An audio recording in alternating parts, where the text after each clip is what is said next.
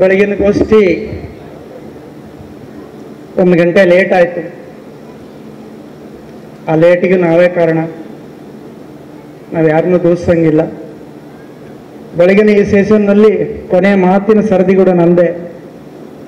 ಅಲ್ಲಿ ಊಟದ ತಟ್ಟೆ ಏನಾದರೂ ಇಟ್ಬಿಟ್ರಪ್ಪ ಅಂತ ಹೇಳಿದ್ರೆ, ಎಂಥ ಮಾತುಗಳಿದ್ರು ಕೂಡ ನಾವು ಹಸಿವಾಗಿದೆ ಅಂತ ಹೇಳಿದ್ರೆ ಆ ಕಡೆ ಹೋಗುವಂಥದ್ದು ನಮ್ಮ ಸ್ವಭಾವ ಕೂಡ ಗೊತ್ತಿದೆ ನನಗೆ. ಆದರೆ ನನಗೆ ಕಲ್ಯಾಣ ಕರ್ನಾಟಕದ ಇಲ್ಲಿಯ ಬೇಗುದಿಯನ್ನು, ನಮ್ಮ ಯುವಕರ ಆಸೆ ಆಕಾಂಕ್ಷೆಗಳನ್ನು ಇಷ್ಟೊಂದು ವರ್ಷಗಳ ನಂತರ ಕೂಡ 47 ಸ್ವಾತಂತ್ರ್ಯ ಬಂದ ಇಷ್ಟು ವರ್ಷಗಳ ನಂತರ ಕೂಡ ಈ ಭಾಗ ಯಾಕೆ ಹೀಗಿದೆ ಅನ್ನೋದ್ರ ಬಗ್ಗೆ ಕನಿಷ್ಠ ಕೆಲವು ಚಿತ್ರಣಗಳನ್ನು, ಕೆಲವು ಕಾರಣಗಳನ್ನು, ನಾವು ಮುಂದೆ ಎದುರಿಸಬೇಕಾದಂಥ ಸವಾಲುಗಳ ಬಗ್ಗೆ ಮಾತಾಡುವಂಥ ಒಂದು ಗಂಭೀರ ವಿಷಯದ ಬಗ್ಗೆ ನಾನು ಮಾತಾಡಲಿಕ್ಕೆ ಹಚ್ಚಿದ್ದಾರೆ. ಹಾಗಾಗಿ ಇಲ್ಲಿರುವಂಥ ಬಹುಜನಗಳು ಅದರ ಬಗ್ಗೆ ಕನಿಷ್ಠ ಚರ್ಚೆಗಾದರೂ ಒಂದು ಗ್ರಾಸ ಆಗಲಿ ಅಂತ ಹೇಳಿ ಕೆಲವು ವಿಷಯಗಳನ್ನು ಭಿನ್ನವಾಗಿ ನಿಮ್ಮ ಮುಂದೆ ಇಡಲಿಕ್ಕೆ ನಾನು ಇಷ್ಟಪಡ್ತೀನಿ. ನನ್ನ ಮುಂದೆ ಬಹಳಷ್ಟು ಜನ ಇಲ್ಲಿ ಉಪನ್ಯಾಸಕರಿದ್ದಾರೆ. ಸಂಘಟನೆಗಳನ್ನು ಕಟ್ಟಿ ಹೋರಾಟ ಮಾಡಿ ಈ ಭಾಗದಲ್ಲೆಲ್ಲ ನನಗಿಂತ ಹೆಚ್ಚಿಗೆ ಅನುಭವ ಇರುವಂಥ ಹಿರಿಯರಿದ್ದಾರೆ, ಬಹಳಷ್ಟು ಜನ ಇದ್ದಾರೆ. ನಾನು ಈ ಕಾಲೇಜಲ್ಲಿ ಪಾಠ ಮಾಡಲಿಕ್ಕೆ ಬಂದ ನಂತರ ಕಲಿತು ಲೆಕ್ಚರರ್ಸ್ ಆಗಿ ಬೇರೆ ಬೇರೆ ಫೀಲ್ಡ್ ಕೆಲಸ ಮಾಡ್ತಕ್ಕಂಥ ವಿದ್ಯಾರ್ಥಿಗಳಿದ್ದಾರೆ. ಇವತ್ತು ಕೂಡ ಮಾಸ್ಟರ್ ಡಿಗ್ರಿನಲ್ಲಿ ಎಕನಾಮಿಕ್ಸ್ ಓದ್ತಕ್ಕಂಥ ಬೇರೆ ಬೇರೆ ಕೋರ್ಸ್ಗಳಲ್ಲಿ ಓದಂಥ ಸ್ಟೂಡೆಂಟ್ಸ್ ಇಲ್ಲಿ ಬಂದಿದ್ದಾರೆ, ನನಗೆ ಕಾಣಿಸ್ತಿದ್ದಾರೆ. ನನಗೆ ಅಭಿವೃದ್ಧಿ ಅರ್ಥಶಾಸ್ತ್ರ ಬೋಧನೆ ಮಾಡಲಿಕ್ಕೋಸ್ಕರ ಕಳೆದ 3 ವರ್ಷಗಳಿಂದ ನನಗೆ ಕೆಲಸ ಕೊಟ್ಟಿದ್ದಾರೆ. ನನ್ನ ಮಾಸ್ಟರ್ ಡಿಗ್ರಿ ಸ್ಟೂಡೆಂಟ್ಸ್ಗೆ ಅಭಿವೃದ್ಧಿ ಅರ್ಥಶಾಸ್ತ್ರವನ್ನು ಬೋಧನೆ ಮಾಡುವಂಥದ್ದು ಒನ್ ಆಫ್ ದಿ ಮೇನ್ ನನ್ನ ಜವಾಬ್ದಾರಿ. ಆದರೆ ಒಂದು ವಿಚಿತ್ರ ಏನಪ್ಪ ಅಂತ ಹೇಳಿದ್ರೆ, ನಾನು ಕಲಿಸುವಂಥ ಅಭಿವೃದ್ಧಿ ಅರ್ಥಶಾಸ್ತ್ರದ ಇಡೀ ಪುಸ್ತಕದಲ್ಲಿ ಭಾರತದ ಯಾವುದೇ ಅರ್ಥಶಾಸ್ತ್ರಜ್ಞ ಹೇಳಿದಂಥ ಅಭಿವೃದ್ಧಿ ಯಾವ ಮಾದರಿಯೂ ಅದರಲ್ಲಿ ಬೋಧನೆಗಿಲ್ಲ. ವಿದ್ಯಾರ್ಥಿಗಳು ಬಂದಿದ್ದಾರೆ, ಅವರಿಗೆಲ್ಲರೂ ನಾನು ಬೋಧನೆ ಮಾಡಿದ್ದೀನಿ. ಒಬ್ಬರು ಅಂಬೇಡ್ಕರ್ ಸೇರಿದಂತೆ ನಮ್ಮ ವಿಶ್ವವಿದ್ಯಾಲಯಗಳು ಅಷ್ಟು ಎತ್ತು ವಲಸಾಗಿ ಹೋಗಿದ್ದಾವೆ, ಅಷ್ಟು ಕೊಳೆಯಾಗಿ ಹೋಗಿದ್ದಾವೆ. ಯಾರ್ದಪ್ಪ ಮಾಡಲ್ಲ ಅಂತ ಕೇಳಿದ್ರೆ, ನಿಮ್ಮ ಆರಂಭದಿಂದ ಹೇಳ್ತೀನಿ ನಿಮಗೆಲ್ಲ. ನಾನು ಓದಾಗ್ಲಿಂದ ಇವತ್ತಿನವರೆಗೂ ನೆಹರು ಬಗ್ಗೆ ಬಹಳಷ್ಟು ಹೇಳ್ತಾರೆ, ಕೆಲವು ವಿಚಾರಗಳನ್ನು ಒಪ್ಪಗೋಣ ಅದರಲ್ಲಿ ಇರೋಂಥದ್ದು. ಸೋಷಿಯಲಿಸ್ಟಿಕ್ ಮಾದರಿ ಅಂತ ಹೇಳ್ತಾರೆ, ಅದ್ರ ಬಗ್ಗೆ ಎಚ್ಚರಿಕೆ ಇರಬೇಕು ಜನರಿಗೆಲ್ಲ. ಯಾಕಂತ ಕೇಳಿದ್ರೆ, ಪಂಚವಾರ್ಷಿಕ ಯೋಜನೆಯನ್ನು ಮೊದಲಿಗೆ ಜಾರಿಗೆ ತಂದಾಗ ಭಾರತ ದೇಶದಲ್ಲಿ ಅಭಿವೃದ್ಧಿ ಹೇಗಿರ್ಬೇಕು ಅನ್ನೋದಕ್ಕೆ ಅಳವಡಿಸಿರುವಂಥ ಮೊದಲ ಮಾದರಿ ಯಾವುದಪ್ಪ ಅಂದ್ರೆ ಹೆರಾಲ್ಡ್ ಡೋಮರ್ ಮಾದರಿ ಅಂತ ಹೇಳಿ. ಹೆರಾಲ್ಡ್ ಡೋಮರ್ ಮಾದರಿ ಅಮೆರಿಕದ, ಇಂಗ್ಲೆಂಡಿನ 2 ಅರ್ಥಶಾಸ್ತ್ರಜ್ಞರು ಸೇರಿ ಮುಂದುವರಿದ ದೇಶಗಳು ಇನ್ನಷ್ಟು ಮುಂದುವರಿಬೇಕು ಹೇಗಂತೇಳಿ ರೂಪಿಸಿರಂತ ಅದು ಅಭಿವೃದ್ಧಿ ಮಾದರಿಯನ್ನು ಮೊದಲ ಅಭಿವೃದ್ಧಿ ಯೋಜನೆಗೆ ಅಳವಡಿಸಿರಂತ ಮಾದರಿ. ಅದು ಹೇಗೆ ಭಾರತವನ್ನು ಉದ್ಧಾರ ಮಾಡುತ್ತೆ? ಈ ಪ್ರಶ್ನೆ ನಮ್ಮ ಯಾವುದೇ ಅಕಾಡೆಮಿಕ್ ಅರ್ಥಶಾಸ್ತ್ರಜ್ಞರಿಗೆ ಇವತ್ತೂ ಬರಲಿಲ್ಲ. ಹಂಗಾಗಿ ಇವತ್ತು ನಾನು ಮೊದಲು ಕಲಿಸಬೇಕಾಗಿರುತ್ತೆ ಯಾವುದಪ್ಪ ಅಂತ ಹೇಳಿದ್ರೆ ಹೆರಾಲ್ಡ್ ಡೋಮರ್ ಮಾದರಿ. ಇವತ್ತು ಕಲಿಸಿರೋದು ಯಾವುದು? ಹೆರಾಲ್ಡ್ ಡೋಮರ್ ಮಾದರಿ. ಇದು ಒಂದು ವಿಷಯ. ಸರ್ ಹೇಳಿದಂಥ ಕೆಲವು ಇವತ್ತಿನ ಅಭಿವೃದ್ಧಿಯ ಮಾದರಿಯ ಚೌಕಟ್ಟು ಆಲ್ರೆಡಿ ನಿಗದಿಯಾಗಿ ಹೋಗಿದೆ. ಗ್ಯಾಟ್ ಒಪ್ಪಂದಕ್ಕೆ ಸಹಿ ಮಾಡಿ ಟ್ರಿಪ್ಸ್ ಗ್ಯಾಟ್ಸ್ ಇವೆಲ್ಲ ತಂದ ನಂತರ ನಿಗದಿಯಾಗಿ ಹೋಗಿದೆ ಎಲ್ಲ. ಈಗ ಇರೋದೇನಪ್ಪ ಅಂತ ಹೇಳಿದ್ರೆ, ಪ್ರತಿ ವರ್ಷ ಅದಕ್ಕೆ ತಕ್ಕಂತೆ ಬಜೆಟ್ ಅನ್ನು ಹೇಗೆ ಹೊಂದಿಸಬೇಕು, ಜನಗಳನ್ನು ಹೇಗೆ ಒಪ್ಪಿಸಬೇಕು, ಅವ್ರು ಹೇಳ್ದಂಗೆ ಸ್ವಲ್ಪ ಮಾತಾಡಂತ ಜನಗಳಿಗೆ ಅತೃಪ್ತಿ ಇದ್ದವ್ರನ್ನ ಹೇಗೆ ಅನಸ್ತೇಸಿಯಾ ಕೊಟ್ಟು ಸಂತುಷ್ಟಿ ಪಡಿಸ್ಬೇಕು, ಅಷ್ಟರ ಮಟ್ಟಿಗೆ ಮಾತ್ರ ಇರುವಂತ ಕೆಲಸ ಪ್ರತಿ ವರ್ಷದ ಬಜೆಟ್ ಮತ್ತೊಂದು ಬಿಟ್ರೆ ಉಳಿದೆಲ್ಲವೂ ಸೇಮ್ ಆಗಿರುತ್ತೆ. 2003ರಲ್ಲಿ ಕರ್ನಾಟಕ ಮತ್ತು ಕೇಂದ್ರ ಸರ್ಕಾರ ಒಂದು ರೂಲ್ಸ್ ಅನ್ನು ತಂತು, ಫಿಸಿಕಲ್ ರೆಸ್ಪಾನ್ಸಿಬಿಲಿಟಿ ಆಕ್ಟ್, ವಿತ್ತೀಯ ಶಿಸ್ತು ನಿರ್ವಹಣಾ ಕಾಯ್ದೆ ಅಂತ ಹೇಳಿ. ಕೇಂದ್ರದಲ್ಲಿ ವಾಜಪೇಯಿ ಅವರು, ಇಲ್ಲಿ ಕಾಂಗ್ರೆಸ್ಸಿನ ಕೃಷ್ಣ ಅವರು ಸರ್ಕಾರ ನಡೆಸ್ತಿದ್ರು. ಇಬ್ಬರು ಸೇರಿ ಒಪ್ಕೊಂಡು 2 ಪಕ್ಷಗಳು ಸೇರಿ ಮಾಡಿದ್ದೇನಪ್ಪ ಅಂತ ಹೇಳಿದ್ರೆ, ಆ ನಿಯಮದಲ್ಲಿ 3 ಅಂಶಗಳಿದೆ. ಒಂದನೇದು, ಬಜೆಟ್ ಮಂಡಿಸೋ ಬಜೆಟ್ ಅಲ್ಲಿ ಕೊರತೆ ಅನ್ನುವಂಥದ್ದು 100%ಗಿಂತ ಹೆಚ್ಚಿಗಿರಬಾರದು ಅಂತ ಹೇಳಿ. ಎರಡನೇದು ಏನಪ್ಪಾ ಅಂತ ಹೇಳಿದ್ರೆ, ಯಾವುದೇ ಸರ್ಕಾರಿ ಆಸ್ತಿಗಳನ್ನ, ಸಂಪನ್ಮೂಲಗಳನ್ನ ಜನರಿಗೆ ಪುಕ್ಕಟ್ಟೆಯಾಗಿ ಯಾವುದುಗಳು ದೊರೀಬಾರದು, ಎಲ್ಲವನ್ನು ಮಾರಾಟಕ್ಕೆ ಇಡಬೇಕು, ಕೊಂಡ್ಕೋಬೇಕು ಎಲ್ಲರೂ ಕೂಡ ಅನ್ನೋಂಥದ್ದು. ಮೂರನೇದು ಏನಪ್ಪಾ ಅಂತ ಹೇಳಿದ್ರೆ, ಎಲ್ಲ ಸಬ್ಸಿಡಿಗಳನ್ನ ಕೃಷಿ ಉತ್ಪಾದನೆ, ಕೈಗಾರಿಕೆ ಉತ್ಪಾದನೆ ಎಲ್ಲದರಲ್ಲಿ ಇದ್ದಿದ್ದನ್ನೆಲ್ಲ ತೆಗೆದುಹಾಕುವಂಥದ್ದು. ಆದರೆ ಮೊದಲನೇದನ್ನು ಮಾಡೋಕ್ಕಾಗಿಲ್ಲ ಅವ್ರಿಗೆ, ಎರಡನೇದನ್ನ ಬಹಳ ಚೆನ್ನಾಗಿ ಮಾಡ್ತಾ ಇದ್ದಾರೆ, ಮೂರನೇದನ್ನ ಇವತ್ತು ಅವರು ಯಾರಿಗೆ ಬೇಕು ಅವ್ರಿಗೆ ಕೊಡ್ತಿದ್ದಾರೆ ಸಬ್ಸಿಡಿ, ಯಾರಿಗೆ ಬೇಕು ಅವರಿಗೆಲ್ಲ ಕಟ್ ಮಾಡಿದ್ದಾರೆ. ಈ ಬಗ್ಗೆ ಬಹಳಷ್ಟು ಅವರು ಚರ್ಚೆ ಮಾಡಿದ್ದಾರೆ. ಆ ಅಂಶವನ್ನು ನೆನಪು ಮಾಡ್ತಾ ನಾನು ಕೆಲವು ವಿಷಯ ಮುಂದಕ್ಕೆ ಇಡ್ತೇನೆ. ನಾವು ಕಲಿಸೋ ಸರ್ಕಾರಿ ಅರ್ಥಶಾಸ್ತ್ರದಲ್ಲಿನೇ ನಮ್ಮ ಯೂನಿವರ್ಸಿಟಿ ಫಿಕ್ಸ್ ಮಾಡಿರ್ತಕ್ಕಂಥ ಅರ್ಥಶಾಸ್ತ್ರದ ಟಾಪಿಕ್ ಅಲ್ಲಿ ಮೊದಲನೇ ಟಾಪಿಕ್ ಏನಪ್ಪಾ ಕಲಿಸೋದು ಅಂತ ಹೇಳಿದ್ರೆ, ಪ್ರಪಂಚದ ಅಭಿವೃದ್ಧಿಯ ಮುಖ್ಯ ಚಾಲೆಂಜ್ಗಳು ಯಾವುದು ಇವತ್ತು ಅಂತ ಹೇಳಿ. ಇವತ್ತು ಇಡೀ ಪ್ರಪಂಚ ಅವರ ಲೆಕ್ಕದಲ್ಲಿ ಅಭಿವೃದ್ಧಿ ಆಗಬೇಕು. ಅಭಿವೃದ್ಧಿ ಆಗಬೇಕಂದ್ರೆ GDP ಹೆಚ್ಚಾಗಬೇಕು, ಸಂಪತ್ತು ಬೆಳೀತಾ ಹೋಗ್ಬೇಕು. ಸಂಪತ್ತಿನ ಹಂಚಿಕೆ ಬಗ್ಗೆ ಎಲ್ಲೂ ಇಲ್ಲ, ಸಂಪತ್ತನ್ನ ಸೃಷ್ಟಿ ಮಾಡೋದ್ರ ಬಗ್ಗೆ ಇವತ್ತು ನಡೆದಿದ್ದಾರೆ. ಅದೇ ಮಾತುಕತೆ ಇವತ್ತೆಲ್ಲ. ಆದ್ರೆ ಅವರೇ ಹೇಳೋ ರೀತಿಯಲ್ಲಿ ಅಭಿವೃದ್ಧಿಗೆ ಚಾಲೆಂಜ್ ಯಾವುದಪ್ಪ ಅಂದ್ರೆ 3 ಮುಖ್ಯವಾದ ಚಾಲೆಂಜ್ಗಳನ್ನ ನಮ್ಗೆಲ್ಲ ಬೋಧನೆ ಮಾಡಕ್ಕೆ ಹೇಳಿದ್ದಾರೆ. ಮೊದಲನೇದು ಏನಪ್ಪಾ ಅಂದ್ರೆ, ಪ್ರಪಂಚದಲ್ಲಿರುವ ಆರ್ಥಿಕ ಅಸಮಾನತೆ ಇವತ್ತಿನ ಅಭಿವೃದ್ಧಿಗೆ ಮೊದಲ ಅಡ್ಡಿ. ಎರಡನೇ ಅಡ್ಡಿ ಏನಪ್ಪಾ ಅಂತ ಹೇಳಿದ್ರೆ ವಲಸೆ. ಮೂರನೇ ಅಡ್ಡಿ ಏನಪ್ಪಾ ಅಂತ ಹೇಳಿದ್ರೆ ಪ್ರಪಂಚದಾದ್ಯಂತ ನಡೀತಕ್ಕಂಥ ದೇಶದ ಒಳಗೂ ದೇಶಗಳನ್ನು ನಡೀತಕ್ಕಂಥ ಕಾನ್ಫ್ಲಿಕ್ಟ್ಸ್, ಸಂಘರ್ಷಗಳು. ನಾಲ್ಕನೇದು ಇತ್ತೀಚೆಗೆ ನಾವು ಸೇರಿಸಿ ಬೋಧನೆ ಮಾಡ್ತಾ ಇದೀವಿ ಎನ್ವಿರಾನ್ಮೆಂಟ್ ಅಂತ ಹೇಳಿ, ವಾತಾವರಣದಲ್ಲಿ ಬಂದಿರತಕ್ಕಂಥ ಬದಲಾವಣೆಗಳು. ಸರಿ, ಉಳಿದಿದ್ದನ್ನು ಪಕ್ಕಕ್ಕೆ ಇಡೋಣ. 2 ವಿಷಯಗಳು ನಾವು ಬಹಳ ಮುಖ್ಯವಾಗಿರುವಂಥವು. ಯಾಕಂದ್ರೆ ಕಲ್ಯಾಣ ಕರ್ನಾಟಕದ ಬಗ್ಗೆ ನಾವು ಮಾತಾಡ್ತಿದೀವಿ ಅಂತ ಹೇಳಿದ್ರೆ ಅಸಮಾನತೆ ಮತ್ತು ವಲಸೆ ಇವೆರಡು ದೊಡ್ಡ ಪ್ರಮಾಣದ ಸಮಸ್ಯೆಗಳಾಗಿ ನಮ್ಮ ಮುಂದೆ ಇವತ್ತು ನಿಂತಿದ್ದಾವೆ. ಈ ಚರ್ಚೆ ಕಳೆದ 20 ವರ್ಷಗಳಿಂದ ಬಹಳಷ್ಟು ಕರ್ನಾಟಕದಲ್ಲಿ, ಉತ್ತರ ಕರ್ನಾಟಕದಲ್ಲಿ ಮತ್ತೆ ಮುಂದಕ್ಕೆ ಬಂದಿದೆ. ಯಾಕಂತ ಹೇಳಿದ್ರೆ 371J ಈ ಬೇಡಿಕೆ ಮುಂದೆ ಬಂದ ನಂತರ ಕಲ್ಯಾಣ ಕರ್ನಾಟಕದ ಉಳಿದ ಕರ್ನಾಟಕಕ್ಕೆ ಹೋಲಿಸಿದರೆ, ಭಾರತಕ್ಕೆ ಹೋಲಿಸಿದರೆ, ಇಡೀ ಭಾರತದಲ್ಲಿ ದಕ್ಷಿಣದ ರಾಜ್ಯಗಳು, ಅದರಲ್ಲೂ ಕರ್ನಾಟಕ GDP-ನಲ್ಲಿ, ಜೀವನ ಮಟ್ಟದಲ್ಲಿ, ಎಲ್ಲ ಅಭಿವೃದ್ಧಿನಲ್ಲಿ 2ನೇ ಸ್ಥಾನದಲ್ಲಿದೆ, 3ನೇ ಸ್ಥಾನದಲ್ಲಿದೆ, 4ನೇ ಸ್ಥಾನದಲ್ಲಿದೆ ಅಂತ ಅಷ್ಟೆಲ್ಲ ಹೇಳುವಂಥವ್ರು. ನಮ್ಮ ಕರ್ನಾಟಕ ಎಷ್ಟನೇ ಸ್ಥಾನದಲ್ಲಿದೆ ಅಂತೇಳಿ ಇಲ್ಲಿರುವಂಥ ಎಜುಕೇಟೆಡ್ಸ್ಗೆ ನಾನು ಹೇಳಬೇಕಾಗಿಲ್ಲ, ಕೆಲವು ಮಾಹಿತಿಗಳನ್ನು ಮಾತ್ರ ನಾನು ಕೊಡ್ತಾ ಹೋಗ್ತೀನಿ. ಯಾಕಂತ ಹೇಳಿದ್ರೆ ಎಲ್ಲದರಲ್ಲೂ ನಮ್ಮ ಜಿಲ್ಲೆಗಳು, ನೀವು ಶಿಕ್ಷಣದಲ್ಲಿ, ಆರೋಗ್ಯದಲ್ಲಿ, ಉದ್ಯೋಗದಲ್ಲಿ, ತಲಾದಾಯದಲ್ಲಿ, ಜೀವನ ಮಟ್ಟದಲ್ಲೂ ನೀವು ಕೆಳಗಿನಿಂದ ಹುಡುಕಿದ್ರೆ ಇಲ್ಲಿರುವಂಥ ಈಗಿನ ಮೊದಲ ನಮ್ಮ ಅನ್ಡಿವೈಡೆಡ್ ಡಿಸ್ಟ್ರಿಕ್ಟ್ಗಳಿಂದ 3 ಅಥವಾ 4 ಇದ್ವು, ಇವತ್ತು ಅವು 7 ಆಗಿದ್ದಾವೆ. ಅವೆಲ್ಲ ಕೆಳಗಿದ್ದಾವೆ. 5 ಅಥವಾ 6 ಕೆಳಗಿನ ಜಿಲ್ಲೆಗಳಂತ ತೆಗೆದ್ರೆ ನಿಮ್ಗೆ ಇವೇ ಸಿಗ್ತಾವೆ ನಮಗೆಲ್ಲ, ಅದು ಗೊತ್ತಿದೆ. ಅದನ್ನು ಸಂಕ್ಷಿಪ್ತವಾಗಿ ನಾನು ನನ್ನ ಮಾತಿಗೆ ಬಂದಾಗ ಹೇಳ್ತಾ ಹೋಗ್ತೇನೆ. ಆದರೆ ನನಗೆ ಕೆಲವು ಪ್ರಶ್ನೆಗಳಿದೆ. ಆ ನನ್ನ ಪ್ರಶ್ನೆಗಳನ್ನು ನಿಮಗಿಡ್ತೀನಿ, ನಿಮಗೂ ಪ್ರಶ್ನೆಗಳಾಗಿ ನೀವು ಅದಕ್ಕೆ ಉತ್ತರ ಹುಡುಕ್ಬೇಕು. ಯಾಕಂತ ಹೇಳಿದ್ರೆ ನನ್ನ ತಿಳುವಳಿಕೆಯಲ್ಲಿ, ನಾನು ಚಳುವಳಿಗೆ ಬಂದ ನಂತರ ನಿನ್ನೇನು ಸಾಯಂಕಾಲದ ಗೋಷ್ಠಿನಲ್ಲಿ ಹಲವಾರು ಗೆಳೆಯರು ಇಲ್ಲಿ ಕೂತು ನಾವು ಹೇಗೆ ಚಳುವಳಿಗೆ ಬಂದ್ವಿ, ಹೇಗೆ ಈ ಸಮಾಜವನ್ನು ಬದಲಾಯಿಸುವ ಪ್ರಕ್ರಿಯೆಗೆ ಬಂದಿವಿ ಅಂತ ಹೇಳ್ತಿದ್ರು, ಅದೇ ತರಹ ಅಲ್ಲಿವರೆಗೂ ನಾನು 8ನೇ ತರಗತಿಯಿಂದ ಚಸ್ಮಾ ಹಾಕೊಂಡಿದ್ದೀನಿ. ಆದರೆ ಈ ಚಳುವಳಿಗಳು ನಾನು ಸಮಾಜ ನೋಡುವಂಥ ಚಸ್ಮಾನ ಒಂದು 4-6 ವರ್ಷಗಳ ಹೋರಾಟದಲ್ಲಿ ಬದಲಾಯಿಸಿದೆ. ನಾನು ಸಮಾಜ ನೋಡುವಂಥ ದೃಷ್ಟಿ ನಂದು ಬದಲಾಯಿತು. ಆ ಬದಲಾದ ದೃಷ್ಟಿಯಿಂದ ಅರ್ಥಶಾಸ್ತ್ರವನ್ನ ಇದೆಲ್ಲ ನೋಡ್ತಾ ಇದ್ರೆ ನನಗೆ ಹೇಗೆ ಕಾಣುತ್ತೆ ಅನ್ನೋದನ್ನ ಕೆಲವು ವಿಷಯಗಳ ಜೊತೆಗೆ ಹಂಚಿಕೆ ನಾನು ಇಷ್ಟಪಡ್ತೀನಿ. ಯಾಕಂದ್ರೆ 371 ಜಾರಿ ಆಗ್ಬಿಟ್ರೆ ನಮ್ಮ ಭಾಗಕ್ಕೆ ದೊಡ್ಡದೊಂದು ಲಾಭ ಬರುತ್ತೆ ಅಂತೇಳಿ ಎಲ್ಲ ಕಡೆ ನಾವು ಅನ್ಕೊಂಡಿದ್ವಿ. ಕೆಲವು ಮಟ್ಟಿಗೆ ಲಾಭ ಕೆಲವು ವಿಚಾರದಲ್ಲಿ ದೊರಕಿದೆ, ಶಿಕ್ಷಣದಲ್ಲಿ, ಉದ್ಯೋಗದಲ್ಲಿ ಕೆಲವು ಅವಕಾಶ ದೊರೆಯೋದ್ರಲ್ಲಿ. ಆದರೂ ಸಹಿತ 2013-14ರಿಂದ ಜಾರಿ ಆದರೆ ಇವತ್ತು 25, 12 ವರ್ಷಗಳ ಆದ ನಂತರವೂ ಸಹಿತವಾಗಿ ಯಾಕೆ ನಿಮ್ಮ ಜೀವನ ಮಟ್ಟದಲ್ಲಿ ಕೆಳಗಿನಿಂದ ಯಾದಗಿರಿಯನ್ನು, ರಾಯಚೂರನ್ನು, ಗುಲ್ಬರ್ಗ ನೋಡ್ತಾ ಇದ್ದೀವಿ? ಇದಕ್ಕೆ ಪ್ರಶ್ನೆಗೆ ಉತ್ತರ ಸಿಗ್ಬೇಕಲ್ಲ ನಮಗೆಲ್ಲ. ಪ್ರತಿ ವರ್ಷ 5,000 ಕೋಟಿ ನಮ್ಮ ಬಜೆಟ್ ಅಲ್ಲಿ ನಿಮಗೆಲ್ಲ ಉದ್ಧಾರಕ್ಕೆ ಇಟ್ಟಿವಿ ಅಂತೇಳಿ ಮುಖ್ಯಮಂತ್ರಿಗಳು ಹೇಳ್ಕೊಂಡಾಗ ಸಹಿತವಾಗಿ ಯಾಕೆ ನಮ್ಮ ನೀರಾವರಿ ಪ್ರಾಜೆಕ್ಟ್ಗಳು ಅರ್ಧಕ್ಕೆ ನಿಂತಿದ್ದಾವೆ? ಅದಾಗಿ ಸಹಿತವಾಗಿ ಇನ್ನೂ ನಮ್ಮ ಉದ್ಧಾರದ ಬಗ್ಗೆ ನಮ್ಗೆ ಯಾಕೆ ಅಸಮಾಧಾನ ಇದೆ? ನಿಮ್ಮ ಸಿಂಧನೂರು, ರಾಯಚೂರು ಜಿಲ್ಲೆ ಎಲ್ಲದಕ್ಕೂ ಒಂದು ಮಾದರಿಯಾಗಿದೆ, ಅಧ್ಯಯನ ಮಾಡೋರಿಗೂ, ಹೋರಾಟ ಮಾಡೋರಿಗೂ, ಎಲ್ಲದಕ್ಕೂ ಕೂಡ.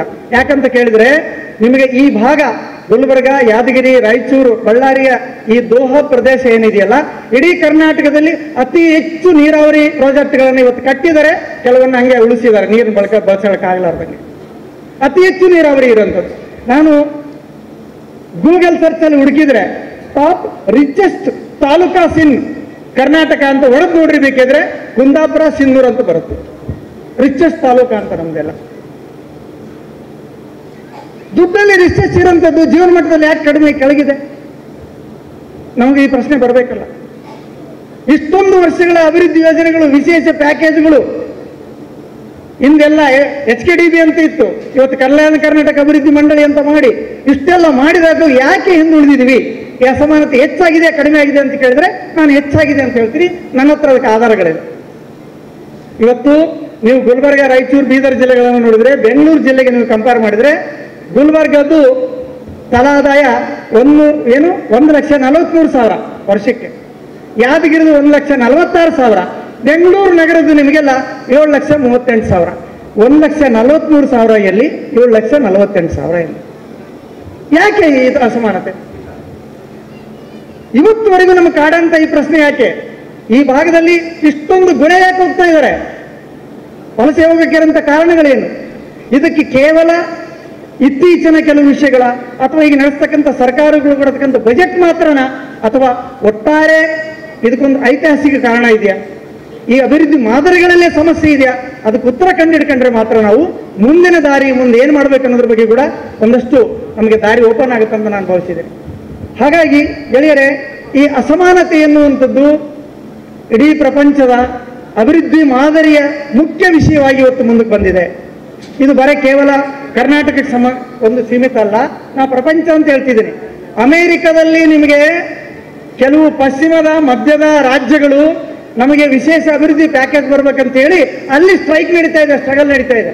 ನಿಮಗೆ ನಾರ್ತ್ ಡಕೋಟಾ, ಸೌತ್ ಡಕೋಟಾ ಅಂತ ಹೇಳಿ 2 ರಾಜ್ಯಗಳಿದೆ. ಕೇಳ್ರಿ, ಹೆಸರಿಗೆ ಡಕೋಟಾ ಅಂತ ಏನು ಕರಿತಿದೀವಲ್ಲ, ಡಬ್ಬಗಳು ಅಂತ ಹೇಳಿ, ಅವು ಅಮೆರಿಕದ ರಾಜ್ಯಗಳು.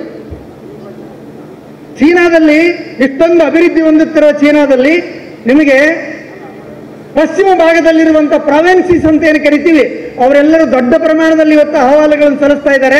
ನೀವೆಲ್ಲ ಕರಾವಳಿ ಭಾಗನ ಅಭಿವೃದ್ಧಿ ಮಾಡ್ತಾ ಇದ್ರಿ, ನಮ್ಮ ಹತ್ರ ಏನೂ ಇಲ್ಲ, ಉದ್ಯೋಗ ಇಲ್ಲ, ನಮ್ಗೆ ಸರಿಯಾದ ರೀತಿಯಲ್ಲಿ ಅಗ್ರಿಕಲ್ಚರ್ ಡೆವಲಪ್ಮೆಂಟ್ ಎಲ್ಲ ಇಂಡಸ್ಟ್ರಿ ಇಲ್ಲ ಅಂತೇಳಿ ವಿಶೇಷ ಪ್ಯಾಕೇಜ್ ಅನ್ನು ಕರ್ನಾಟಕ ಚೀನಾ ಗೌರ್ಮೆಂಟ್ ಅನೌನ್ಸ್ ಮಾಡಿದೆ ಈಗ. ಅದೇ ತರ ಭಾರತ ದೇಶ ಕೂಡ, ಭಾರತದಲ್ಲಿ ನಿಮಗೆ ಬಿಹಾರವನ್ನು ನೋಡ್ತೀರಿ, ಕರ್ನಾಟಕದಲ್ಲಿ ನೀವು ಕಲ್ಯಾಣ ಕರ್ನಾಟಕವನ್ನು ನೋಡ್ತೀರಿ. ಹಾಗಾದ್ರೆ ಈ ಅಸಮಾನತೆ ಅನ್ನೋದು ಹೇಗಿದೆ, ನಾವಿದನ್ನು ನೋಡ್ಕೋಬೇಕು. ಯಾಕೆ, ಎಲ್ಲಿದೆ, ಅದಕ್ಕಿರುವಂಥ ಕಾರಣಗಳೇನಂತೇಳಿ. ಇವತ್ತು ಫೈನಾನ್ಸ್ ಕ್ಯಾಪಿಟಲ್, ಕಾರ್ಪೊರೇಟ್ ಬಂಡವಾಳ ಅನ್ನುವಂಥದ್ದು ಎಲ್ಲವನ್ನು ನಿರ್ದೇಶಿಸಲಿಕ್ಕೆ ಶುರು ಮಾಡಿದ ನಂತರ ಅವರು ಕೆಲವು ತಿಳುವಳಿಕೆ ಮಾದರಿಯಲ್ಲಿ ಕೆಲವು ತಿಳುವಳಿಕೆ ಬಂದಿದ್ದಾರೆ, ಅದನ್ನು ಚಾಚು ತಪ್ಪದೆ ಪಾಲಿಸ್ತಾ ಇದ್ದಾರೆ. ಪ್ರತಿ ವರ್ಷ ಕರ್ನಾಟಕ ಸರ್ಕಾರ, ಭಾರತ ದೇಶ ಸರ್ಕಾರ ನಿಮಗೆ ಬಜೆಟ್ ಮಂಡಿಸ್ಬೇಕನ್ನೋದಾಗಿದ್ರೆ ಅವರೊಂದು ಲೆಕ್ಕ ಹಾಕಿದ್ರೆ ಟೈಮ್ ಟೇಬಲ್ ನಾನು ಹೇಳ್ತಿದ್ದೀನಿ, ನೀವು ಚೆಕ್ ಮಾಡಿ ನೋಡ್ರಿ. ಪ್ರತಿ ವರ್ಷ ಫೆಬ್ರವರಿನಲ್ಲಿ, ಜನವರಿ ಕೊನೆ ವಾರದಲ್ಲಿ, ಫೆಬ್ರವರಿನಲ್ಲಿ ಕೇಂದ್ರ ಸರ್ಕಾರ, ರಾಜ್ಯ ಸರ್ಕಾರ ಬಜೆಟ್ ಮಂಡಿಸುತ್ತೆ. ಅದಕ್ಕಿಂತ ಮುಂಚೆ ದೋಹಾದಲ್ಲಿ ನಮ್ಮ ಕೇಂದ್ರ ಮಂತ್ರಿಗಳು ರಾಜ್ಯ ಹಣಕಾಸು ಮಂತ್ರಿಗಳಿಗೆ ಸಭೆ ಕರೀತಾರೆ. ನಿಮಗೆ 19ನೇ ತಾರೀಕಿನಿಂದ ಜನವರಿ 19ರಿಂದ 25 ಬಿಟ್ಟುವಿನಲ್ಲಿ ಪ್ರತಿ ವರ್ಷ ಕರೀತಾರೆ. ಅಲ್ಲಿ ಬಂದ ನಂತರ ಇಲ್ಲಿ ಬಜೆಟ್ ಮಂಡನೆ ಆಗುತ್ತೆ. ಬಜೆಟ್ ಮಂಡನೆ ಆದ ನಂತರ ಎಲ್ಲೆಲ್ಲಿ ನಾವು ಬಂಡವಾಳವನ್ನು ಆಕರ್ಷಿಸ್ತೀವಿ ಅಂತೇಳಿ ಇವರೊಂದು ಸಭೆ ಕರೀತಾರೆ, ಗ್ಲೋಬಲ್ ಇನ್ವೆಸ್ಟರ್ಸ್ ಮೀಟ್.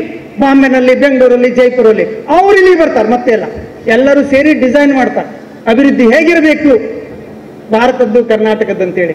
ಅವರ ಅಭಿವೃದ್ಧಿಯ ಪರಿಕಲ್ಪನೆ ಹೇಗಿದೆಯಪ್ಪ ಅಂತ ಹೇಳಿದ್ರೆ, ಗುನ್ನಾರ್ ಮಿರ್ಡಾಲ್ ಅಂತೇಳಿ 74ರಲ್ಲಿ ಸ್ವೀಡನ್ ಅರ್ಥಶಾಸ್ತ್ರಜ್ಞ, 74ರಲ್ಲಿ ಅವರಿಗೆ ನೊಬೆಲ್ ಪ್ರಶಸ್ತಿ ಕೊಟ್ಟರು. ಅವರು ಬರೆದಿರೋ ಕೃತಿ ಏಷ್ಯನ್ ಡ್ರಾಮಾ ಅಂತ ಹೇಳಿ. ಏಷ್ಯನ್ ಡ್ರಾಮಾ, ಏಷ್ಯಾದ ಬಗ್ಗೆ ಅಧ್ಯಯನ ಮಾಡಿದಂತಹ ಮನುಷ್ಯ ಹೇಗೆ ಏಷ್ಯಾದ ಕಂಟ್ರಿಗಳು ಬಿಕಾರಿಯಾಗಿದೆ, ಈ ಶ್ರೀಮಂತರ ಜೊತೆಗೆ ವ್ಯಾಪಾರ ಮಾಡಿ ಅವ್ರ ಜೊತೆಗೆ ಒಪ್ಪಂದ ಮಾಡಿ ಅಂತೇಳಿ ನೊಬೆಲ್ ಪ್ರಶಸ್ತಿ ತಗೊಂಡು 74 ವರ್ಷ ಆದರೂ ಕೂಡ ಇವತ್ತು ನಮಗೆ ಭಜನೆ ಮಾಡಿಸ್ತಿದ್ದಾರೆ. ನಾವು ನಿಮ್ಗೆ ಗ್ಯಾರಂಟಿ ಕೊಡ್ತೀವಿ, ನಾವು ಅನಸ್ತಿಷ್ಯ ಕೊಟ್ಟರು ಕೂಡ ನೀವು ಖುಷಿಯಾಗಿರ್ರಿ, ಇಂದಲಿಂದ ಒಂದು ಅರ್ಧ kg ಮಾಂಸ ಕಟ್ ಮಾಡ್ಕೊಂಡು ಹೋದ್ರು ಕೂಡ ತಣ್ಣಗಾಗಿರ್ಬೇಕು, ನಿಮಗೆಲ್ಲ ಯಾವುದೂ ನೋವಾಗಿರ್ಬಾರ್ದು, ಯಾವುದೂ ನೋವಾಗಿರ್ಬಾರ್ದು. ಈ ಗ್ಯಾರಂಟಿ ಯೋಜನೆಗಳು ಕರ್ನಾಟಕದಲ್ಲಿ ಅಷ್ಟೇ ಅಲ್ಲ, ಇವರೆಲ್ಲರೂ ಮಾತಾಡ್ಕೊಂಡು ಮಾಡ್ತಿರೋಂಥದ್ದು. ಈ ತರದ ಎಲ್ಲ ಟ್ರಿಕ್ಗಳನ್ನ, ಎಲೆಕ್ಷನ್ ಟ್ರಿಕ್ಗಳನ್ನ, ಜನನ ಯಾಮರ್ಸೋದನ್ನ ಯಾರೋ ಶುರು ಮಾಡಲಿ, ಆದ್ರೆ ಯಶಸ್ವಿ ಆದ್ರೆ ಎಲ್ಲರೂ ತಗೋತಾರೆ. ಇವತ್ತು ಕರ್ನಾಟಕದಲ್ಲಿ ಆರಂಭ ಆಗಿರುವಂತ ಗ್ಯಾರಂಟಿ ಎಲ್ಲರಿಗೂ ಮಾದರಿ, ಎಲ್ಲರಿಗೂ ಮಾದರಿ ಇದೆ, ಒಬ್ಬರಿಗೆಲ್ಲ, ಎಲ್ಲರೂ ಮಾಡ್ತಿದ್ದಾರೆ.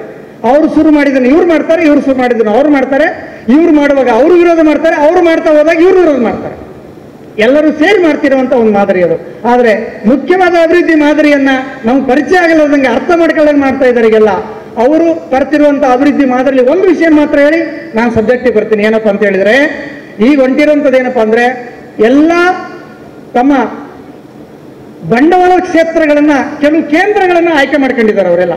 ಇವತ್ತು ಬೆಂಗಳೂರಿನ ಒಟ್ಟು GDPಯ ಸೇರ್ ಎಷ್ಟಪ್ಪ ಅಂದ್ರೆ ಕರ್ನಾಟಕ GDPಯಲ್ಲಿ 33%, 1/3. ಅದಕ್ಕೋಸ್ಕರ ಹೇಳ್ತಾರೆ ಅಲ್ಲಿಂದ ಆದಾಯ ಬರುತ್ತೆ, ಅವ್ರಿಗೆ ಅನುಕೂಲ ಮಾಡಿಕೊಡ್ತೀವಿ ಅಂತೇಳಿ. ಅವ್ರೇನು ದುಡ್ದಿದ್ದಲ್ಲ, ಬೆಂಗಳೂರವ್ರು ಮಾತ್ರ ದುಡ್ದಿದ್ದಲ್ಲ, ಅಲ್ಲಿ ಕೂಡ ದುಡಿಯೋ ಜನಗಳಿದಾದ್ರೆ ಅವ್ರು ದುಡ್ದಿದ್ದಲ್ಲ. ಅದೆಲ್ಲ ಯಾಕೆ ಹೀಗಾಗ್ತಾ ಇದೆ ಅಂತ ಹೇಳಿದ್ರೆ, ಕೆಲವು ಹಬ್ಬಗಳನ್ನು ಮಾಡಿಕೊಂಡು ಎಲ್ಲ ಸವಲತ್ತುಗಳನ್ನು ಇಟ್ಕೊಂಡು ಸರ್ಕಾರದ ಎಲ್ಲ ರಿಯಾಯಿತಿಗಳನ್ನು ಕೊಟ್ಟು ಅಭಿವೃದ್ಧಿ ಮಾಡ್ತಾ, ಇನ್ನೂ ಕೆಲವು ಏಷಿಯನ್ ಡ್ರಾಮಾದಲ್ಲಿ ಹೇಳಿದ್ದಾರೆ, ನೀವು ದಯವಿಟ್ಟು ಇಲ್ಲಿರೋಂಥ ಬಹಳಷ್ಟು ಜನ ಚಳವಳಿಗಾರ ಗೆಳೆಯರಿದ್ರಿ, ಅವ್ರ ಮಗ ಯಾರು ಗುನ್ನಾರ್ ಮೀಡಾಲ್ ಅವ್ರ ಮಗ ಭಾರತ ದೇಶಕ್ಕೆ 2002-3 ಬಂದಿದ್ದು. ಅವರು ಇದನ್ನ ಅಧ್ಯಯನ ಮಾಡಿ ಇಷ್ಟು ವರ್ಷಗಳ ನಂತರ ಅವರು ಇಬ್ರು ಸಹಿತವಾಗಿ ಸಮಾಜವಾದಿಗಳು ರೆಡ್ ಸ್ಟಾರ್ ಓವರ್ ಇಂಡಿಯಾ ಅಂತ ಒಂದು ಪುಸ್ತಕ ಬರೆದಿದ್ದಾನೆ, ಭಾರತ ದೇಶದ ಚಳವಳಿಗಳನ್ನೆಲ್ಲ ಅಧ್ಯಯನ ಮಾಡಿ. ಅವರು ವಹಿಸಿದ ಕಾಳಜಿಯಲ್ಲಿ ನಮಗೂ ಅರ್ಥ ಆಗ್ಬೇಕು. ಏನಂತ ಹೇಳಿದ್ರೆ, ಇವತ್ತು ಇಲ್ಲಿರುವಂತ ಕಾರ್ಪೊರೇಟ್ ಬಂಡವಾಳ, ಹಿಂದುತ್ವ ಪರಿವಾರ ಎಲ್ಲ ಸೇರಿ ಭಾರತ ದೇಶನ ಹೆಂಗ ಅಭಿವೃದ್ಧಿ ಮಾಡ್ಬೇಕು ಅನ್ಕೊಂಡಿದ್ದಾರೆ ಅಂದ್ರೆ, ಬೆಂಗಳೂರಿನಂತ ಅಭಿವೃದ್ಧಿಯ ಕೇಂದ್ರಗಳು ಸೃಷ್ಟಿ ಆಗ್ಬೇಕು. ಅದಕ್ಕೆ ಬೇಕಾಗಿರೋ ಲೇಬರರ್ಸ್ನ, ಇತರೆ ಸಂಪನ್ಮೂಲಗಳನ್ನು ಸಪ್ಲೈ ಮಾಡ್ತಕ್ಕಂಥ ಹೈದರಾಬಾದ್ ಕರ್ನಾಟಕದಂತ ಕಾಲೋನಿಗಳು ಸೃಷ್ಟಿ ಆಗ್ಬೇಕು. ಈ ಕಾಲೋನಿಗಳು ಇರೋಷ್ಟು ದಿವಸ ಬೆಂಗಳೂರು ಬೆಳೀತಾ ಇರ್ತದೆ, ಹಿಂದುಳಿದ ದೇಶಗಳು ಮಾರ್ಕೆಟ್ ಆಗಿರೋಷ್ಟು ದಿವಸ ಅಮೆರಿಕ ಬೆಳೀತಾ ಇದೆ. ಇದನ್ನ ನಮಗೆ ಗುನ್ನಾರ್ ಮಾಡೆಲ್ ಹೇಳ್ಕೊಟ್ಟಿದ್ದನ್ನ ಇವತ್ತು ಅವರು ಚಾಚು ತಪ್ಪದೆ ಮಾಡ್ತಿದ್ದಾರೆ. ಈಗ ನಮಗೆ ಬುದ್ಧಿ ಬಂದಿಲ್ಲ, ನಾವು ಅರ್ಥ ಮಾಡ್ಕೊಂಡಿಲ್ಲ, ಜನಗಳಿಗೆ ತಿಳಿಸ್ಲಿಕ್ಕೆ ಸಾಧ್ಯ ಆಗಿಲ್ಲ. ಅದು ಇವತ್ತು ಜಾರಿ ಆಗ್ತಾ ಇದೆ. ಅದಕ್ಕೋಸ್ಕರ ನಮ್ಗೆ ಏನು ಅರ್ಥ ಆಗ್ಬೇಕಂದ್ರೆ, ಬೆಂಗಳೂರು ಅಭಿವೃದ್ಧಿ ಆಗ್ಬೇಕಾದ್ರೆ ಉತ್ತರ ಕರ್ನಾಟಕ ಲೇಬರ್ ಸಪ್ಲೈ ಮಾಡ್ತಕ್ಕಂಥ, ಸಂಪನ್ಮೂಲಗಳನ್ನು ಸಪ್ಲೈ ಮಾಡ್ತಕ್ಕಂಥ ಒಂದು ಕಾಲೋನಿ ಆಗಿರ್ಬೇಕು. ಇಲ್ಲಿ ಇಂಟರ್ನಲ್ ಕಾಲೋನಿ ಇದು, ನಮ್ಮ ರಾಜ್ಯದಲ್ಲಿ ಒಂದು ಕಾಲೋನಿ ಇದು. ನೀವು ಬೆಂಗಳೂರಿನ ನಾನು ಪಂಜಾಬ್ಗೆ ಹೋಗಿದ್ದೆ, ಲೂಧಿಯಾನದಲ್ಲಿ ನಿಮಗೆಲ್ಲ ಜಲಂಧರದಲ್ಲಿ ನೋಡ್ತಿದ್ರೆ ಅಲ್ಲಿ ಸಹಿತ ಕೆಲಸ ಮಾಡೋಂಥವರೆಲ್ಲ ಬಿಹಾರ್ನವರು. ಯಾಕೆ ಅಭಿವೃದ್ಧಿ ಹೊಂದಿದ ರಾಜ್ಯ ಅಲ್ಲ. ಡೆಲ್ಲಿ ತುಂಬಾ ಎಲ್ಲಿ ನೋಡಿದ್ರು ಸ್ಲಮ್ಗಳು, 700 ಸ್ಲಮ್ಗಳು, ಒಂದು 4 ಸ್ಲಮ್ಗಳಿಗೆ ಭೇಟಿ ಕೊಟ್ಟಿದೆ. ಹೆಂಗಿದೆ ಪರಿಸ್ಥಿತಿ ಅಂತ ಕೇಳಿದ್ರೆ, ಅಲ್ಲಿರೋರೆಲ್ಲ ಬಿಹಾರದಿಂದ, ಉತ್ತರ ಪ್ರದೇಶದಿಂದ, ಮಧ್ಯಪ್ರದೇಶದಿಂದ ಬಂದಿರ್ತಕ್ಕಂಥ ಲೇಬರ್ಗಳು. ಹಿಂಗಾಗಿದೆ ಪರಿಸ್ಥಿತಿ. ಕರ್ನಾಟಕದ, ಉತ್ತರ ಕರ್ನಾಟಕದ, ನಿರ್ದಿಷ್ಟವಾಗಿ ನಿಮಗೆ ಕಲ್ಯಾಣ ಕರ್ನಾಟಕ, ಉತ್ತರ ಕರ್ನಾಟಕದ ಲೇಬರ್ ಸಪ್ಲೈ ಅನ್ನುವಂಥದ್ದು 4 ದಿಕ್ಕಲ್ಲಿ ನಡೆದಿದೆ. ಬೆಂಗಳೂರಿಗೆ ನಡೆದಿದೆ, ಗೋವಾಕ್ ನಡೆದಿದೆ, ಹೈದರಾಬಾದಿಗೆ ನಡೆದಿದೆ, ನಿಮಗೆ ಪೂನಾಕ್ ನಡೆದಿದೆ, ಬಾಂಬೆಗೆ ನಡೆದಿದೆ. ಎಲ್ಲೆಲ್ಲಿ ದುಡಿಯಂತವ್ರು ಉತ್ತರ ಕರ್ನಾಟಕದವರೇ, ಎಲ್ಲೆಲ್ಲಿ ದುಡಿಯಂತವ್ರು ಉತ್ತರ ಕರ್ನಾಟಕ. ಯಾಕಂತ ಕೇಳಿದ್ರೆ, ಇದು ಕಾಲೋನಿಯಾಗಿ ಹಂಗೆ ಇರಬೇಕಿದೆ. ಇದು ಅವರ ನಿರ್ದಿಷ್ಟವಾಗಿ ನಿರ್ಧರಿಸಿದ ಸಿದ್ಧಾಂತ. ಈ ಮಾದರಿ ಇರಲಿಲ್ಲ ಅಂತ ಹೇಳಿದ್ರೆ ಅವ್ರ ಅಭಿವೃದ್ಧಿ ಆಗಕ್ಕೆ ಸಾಧ್ಯ ಇಲ್ಲ. ಇದು ಸ್ಥಿತಿ. ಇದನ್ನ ಇಟ್ಕೊಂಡು ನಾವು ಅಧ್ಯಯನ ಮಾಡಬೇಕಾಗಿದೆ ಉಳಿದ ವಿಚಾರಗಳನ್ನ. ನಾನಿವತ್ತು ಮಾತಾಡಬೇಕಾಗಿರುವಂತ, ಇವತ್ತು 371J ಹೋರಾಟ ನಡೆದಾಗ ಅದೆಲ್ಲವನ್ನೂ ನಾವು ಸ್ವಾಗತಿಸಿದೀವಿ, ಹೋರಾಟಕ್ಕೆ ಬೆಂಬಲಿಸಿದೀವಿ. ಅದ್ರ ಫಲ ನಮ್ಮ ಯುವಕರಿಗೆಲ್ಲ ಸಿಗಲಿ ಅಂತ ಬಯಸ್ತಿದ್ವಿ.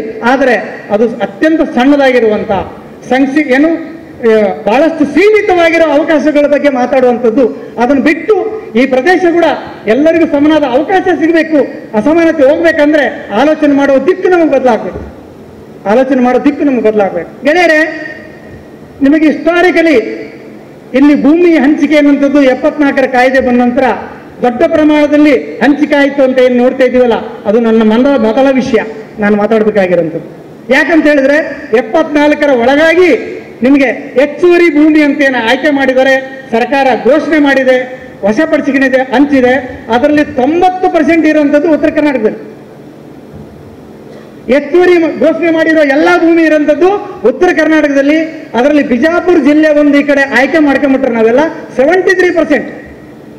73% ಹೆಚ್ಚುವರಿ ಘೋಷಣೆ ಮಾಡಿರುತ್ತೆ. 74ರ ಕಾಯ್ದೆ ಪ್ರಕಾರ ಹೆಚ್ಚುವರಿ ಭೂಮಿ ಕರ್ನಾಟಕದಿಂದ ಘೋಷಣೆ ಮಾಡಿರೋದು ಎಲ್ಲಪ್ಪ ಅಂತ ಹೇಳಿದ್ರೆ, ನಿಮಗೆ ಹೈದರಾಬಾದ್ ಕರ್ನಾಟಕದಲ್ಲಿ ಬಿಜಾಪುರ ಜಿಲ್ಲೆ ಒಂದು ಸೇರಿಸ್ಕೊಂಡ್ಬಿಟ್ರೆ 73%, 2,94,000 ಭೂಮಿನಲ್ಲಿ 73% ಇಲ್ಲೇ ಇದೆ ಭೂಮಿ.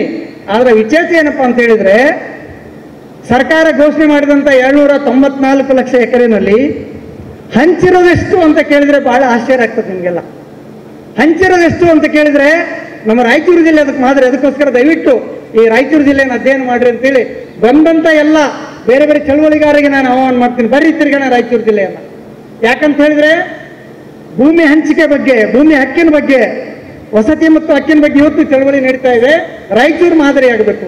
ಸಂಪೂರ್ಣ 2 ಕಡೆ ಅಣೆಕಟ್ಟೆಗಳು, 2 ಕಡೆ ಕೆನಾಲ್ಗಳು, ಎಲ್ಲ ನೀರಾವರಿ ಪ್ರದೇಶ, ಅತಿ ಹೆಚ್ಚು ಟ್ರಾಕ್ಟರ್ ಬಳಸ್ತಾರಂತೆ, ಅತಿ ಹೆಚ್ಚು ಕಾಟನ್ ಬೆಳಿತಾರಂತೆ, ಇಷ್ಟೆಲ್ಲ ರಿಚೆಸ್ಟ್ ಅಂತೆ ಮತ್ತೊಂದಂತೆ ಹೇಳುವಂತ ಈ ಜಿಲ್ಲೆಗಳ ಪರಿಸ್ಥಿತಿ ಏನಾಗಿದೆ ಅಂತೇಳಿ ನಮ್ಗೆ ಗೊತ್ತಾದ್ರೆ ಇಡೀ ಉತ್ತರ ಕರ್ನಾಟಕ ನಮ್ಗೆ ಅರ್ಥ ಆಗ್ತದೆ.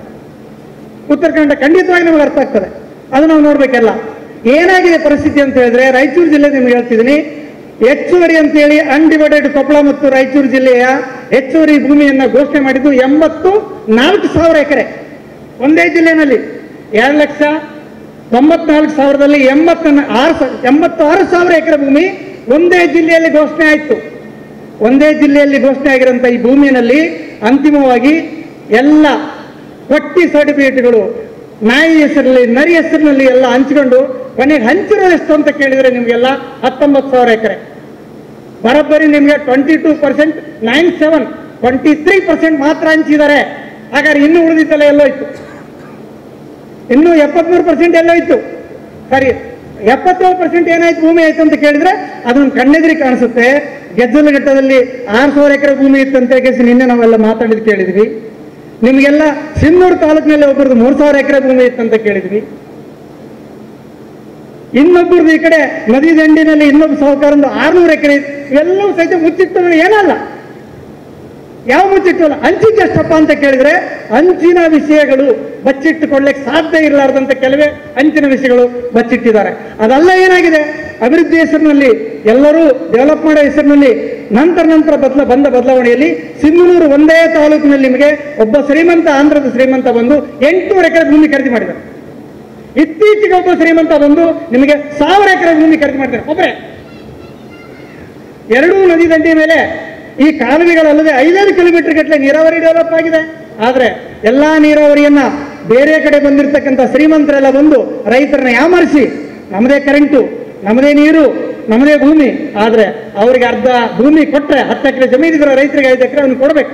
ಕೊಟ್ರೆ ಮಾತ್ರ ನಮ್ಮ ಭೂಮಿ ಕರೆಂಟ್ ಬರುತ್ತೆ, ನೀರು ಬರುತ್ತೆ. ರೈತ ಸಂಘದ ಗಡಿಯಲ್ಲಿ ಕುಂತಿದ್ದಾರೆ. ಇಡೀ ನದಿ ದಂಡೆ ತುಂಬೆಲ್ಲ ಸಿಂಧನೂರು ತಾಲೂಕಿನಲ್ಲಿ ಮಾತ್ರ 16,000 ಎಕರೆ ಭೂಮಿನ ರೈತರಿಂದ ರಿಜಿಸ್ಟ್ರೇಷನ್ ಮಾಡಿಸ್ಕೊಂಡು ಅದೇ ಭೂಮಿನ ನಿಮಗೆ ಏನು ಬ್ಯಾಂಕಲ್ಲಿ ಅಡ ಇಟ್ಟು ಅದರಿಂದ ಸಾಲ ತೆಗೆದು ಆ ರೈತರ ಭೂಮಿಗೆ ತಾತ್ಕಾಲಿಕವಾಗಿ ನೀರು ಕೊಡ್ತಾ ಇದ್ದಾರೆ. ಮುಂದೆ ಏನಾಗುತ್ತೋ ಗೊತ್ತಿಲ್ಲ. ಅರ್ಧ ಭೂಮಿ ಕದ್ದಿದ್ದಾರೆ. ಫ್ಯಾನ್ ಹೆಸರಿನಲ್ಲಿ ಇವತ್ತೆಲ್ಲ ಒಂದು ಫ್ಯಾನಿಗೆ 3,500ರಿಂದ 1,000 ಇನ್ನು 4 ಎಕರೆ ಭೂಮಿ. ನಿಮಗೆ ಕೊಪ್ಪಳ ಜಿಲ್ಲೆಯಲ್ಲಿ ಮಾತ್ರ 16,000 ಇವತ್ತು ಫ್ಯಾನ್ಗಳು ಬಂದಿದೆ. ಕೊಪ್ಪಳ ಜಿಲ್ಲೆಯಲ್ಲಿ ಮಾತ್ರ ನಿಮಗೆ ಕಮ್ಮಿ ಅಂದ್ರೆ ಒಂದು 30-40 ಎಕರೆ ಭೂಮಿನ ಅವರಿಗೆ ಕದೀತಾ ಇದ್ದಾರೆ ಈಗೆಲ್ಲ. ಇದು ಒಂದು ಭೂಮಿಯ ಪ್ರಶ್ನೆ ಮಾತ್ರ ನಿಮಗೆ ಹೇಳ್ತಿದ್ದೀನಿ. ಅದು ಕೇವಲ ನಾನು ಹೆಚ್ಚುವರಿ ಬಗ್ಗೆ ಮಾತ್ರ ಮಾತಾಡ್ತಾ ಇದ್ದೀನಿ. ಉಳಿದೆಲ್ಲ ಭೂಮಿ ಬಗ್ಗೆ ಹೋರಾಟ ಮಾಡಿದ ಗೆಳೆಯರು ಇಲ್ಲಿದ್ದಾರೆ. ಇದನ್ನು ನಾವು ಲೆಕ್ಕ ಹಾಕಬೇಕು. ಭೂಮಿ ಅನ್ನೋದು ಹಂಚಿಕೆನೇ ಆಗಲಿಲ್ಲ, ಭೂಮಾಲೀಕ ವರ್ಗದ ಕೈಯಲ್ಲೇ ಉಳಿತು ಅಂತ ಹೇಳಿದ್ರೆ ನಾವು ಇನ್ನೊಂದು ವಿಶ್ಲೇಷಣೆ ಮಾಡ್ತೀವಿ. ಎಡಪಂತ ಏನಪ್ಪ ಅಂತ ಹೇಳಿದ್ರೆ ಫ್ಯೂಡಲ್ ವ್ಯವಸ್ಥೆ ಅನ್ನೋಂಥದ್ದು, ಭೂಮಾಲೀಕ ವ್ಯವಸ್ಥೆ ಅಭಿವೃದ್ಧಿಗೆ ಅಡ್ಡಿ ತೊಡರುಗಾಲದು. ಅಭಿವೃದ್ಧಿಗೆ ಅದೊಂದು ತೊಡರುಗಾಲು. ನಮ್ಮ ಏನು ಮೆದಿಕ್ನಾಳ್ ಹೋರಾಟದ ಬಗ್ಗೆ ನಿನ್ನೆ ಬಹಳ ಚರ್ಚೆ ನಡೀತು. ಮೆದಿಕ್ನಾಳ್ ಹೋರಾಟದಿಂದ ನನ್ನ ತಾಯಿ ಊರು ಅಲ್ಲಿಂದ ಒಂದು 4-5 ಕಿಲೋಮೀಟರ್ ದೂರದಲ್ಲಿ ಅಲ್ಲಿ ಅಧಿಕೃತವಾಗಿಯೇ 100 ಎಕರೆ ಭೂಮಿ ಇರುವಂತ 100 ಎತ್ತುಗಳಿರುವಂತ 50 ಜನ ಜೀತದ ಆಳುಗಳು ದುಡಿಯೋದನ್ನು ನಾನು ಬಾಲ್ಯದಲ್ಲಿದ್ದಾಗ ನೋಡಿದೆ. ಒಬ್ಬ ಭೂಮಾಲೀಕಂದೆ ಅವರಿಗೆ MLAಗಳು, ಅವರಿಗೆ MLCಗಳು, ಅವರಿಗೆ MLAಗಳು, ಆ ಭೂಮಾಲೀಕನ ಅಳಿಯ ನಮ್ಮ ಜಿಲ್ಲೆಯ MLC ಎಲ್ಲರೂ ಸೇರಿ ಕಾಂಗ್ರೆಸ್ ಪಾರ್ಟಿ ಅಂತ ತಾಲಿಬಾಜಿ ಮಾಡಿ ಆರಿಸ್ತಂದಿದ್ದೀವಿ ಈಗೆಲ್ಲ. ಆ ಭೂಮಾಲೀಕರ 1 ಎಕರೆ ಭೂಮಿಗಳು ಯಾರಿಗಾನ ಹೋಯ್ತಾ ಅಂತ ಕೇಳಿದ್ರೆ ನೀವು ಚೆಕ್ ಮಾಡಿ ನೋಡ್ರಿ. ನಾನು ನಿಮ್ಗೆ ಏನ್ ಹೇಳ್ತಿದ್ದೀನಿ, ಇದೊಂದು ಸ್ಯಾಂಪಲ್ ಮಾತ್ರ. ನಿಮಗೆ ಉಳಿದಂತ ಎಲ್ಲ ಅಂಕಿಅಂಶಗಳಿದೆ, ದಯವಿಟ್ಟು ತೆಗೆದು ನೋಡ್ರಿ. ನೀವೆಲ್ಲ ಅದ್ರ ಬಗ್ಗೆ ವಿಶ್ಲೇಷಣೆ ನಿಮ್ಗೆಲ್ಲ ಸಿಗುತ್ತೆ. ಇದನ್ನು ನಾವು ನೋಡದೆ, ಅಭಿವೃದ್ಧಿ ಮಾದರಿಗಳನ್ನು ನೋಡದೆ ನಾವು ಈ ಪ್ರಶ್ನೆ ಎಲ್ಲಾದ್ರೂ 371 ನಲ್ಲಿ ಬಂತ? ಯಾಕಂದ್ರೆ 371 ಲೀಡ್ ಮಾಡಿದಂಥವ್ರು ಮಧ್ಯಮ ವರ್ಗದವರು, ಒಂದಷ್ಟು ಮಟ್ಟಿಗೆ ಶ್ರೀಮಂತ ವರ್ಗ ಕೂಡ, ರಾಜಕಾರಣಿಗಳು ಕೊನೆಗೆ ಎಲ್ಲರೂ ಬೆಂಬಲಿಸಿದ್ರು. ಅವ್ರು ಯಾಕಪ್ಪ ಭೂಮಿ ಪ್ರಶ್ನೆ ತೆಗಿತಾರೆ? ಭೂಮಿ ಬಗ್ಗೆ ನಾವು ಪ್ರಶ್ನೆ ತೆಗಿಬೇಕು. ನಿನ್ನೆ ಮಾನಸ ಅವರು ಹೇಳ್ತಿದ್ರು, ದೇವದಾಸಿ ಪದ್ಧತಿಯನ್ನ ಇಲ್ಲಿ ಅಳಿಸಿದವರು ಚಳವಳಿಗಾರರು, ನಾವು ಹೊರತಾಗಿ ಸರ್ಕಾರ ಏನು ಮಾಡಲಿಲ್ಲ. ಕಾನೂನು ಬಂದಾಗ ಕೂಡ ಜೀತ ಪದ್ಧತಿ ಯಾವಾಗ ಭಾರತ ದೇಶದಲ್ಲಿ ಕೇಂದ್ರ ಸರ್ಕಾರ ಏನು ರದ್ದು ಮಾಡಿರುವಂಥದ್ದು, ಯಾಕೆ 47ರಲ್ಲೇ ರದ್ದು ಮಾಡಲಿಲ್ಲ? ಅದಕ್ಕೆ ಯಾಕೆ 25 ವರ್ಷ 30 ವರ್ಷ ಬೇಕಾಯ್ತು? ಈ ಪ್ರಶ್ನೆ ನಮಗೆ ಮೂಲ ಪ್ರಶ್ನೆ ಆದ್ರೆ ನಮ್ಗೆ ಅರ್ಥ ಆಗ್ತದೆ.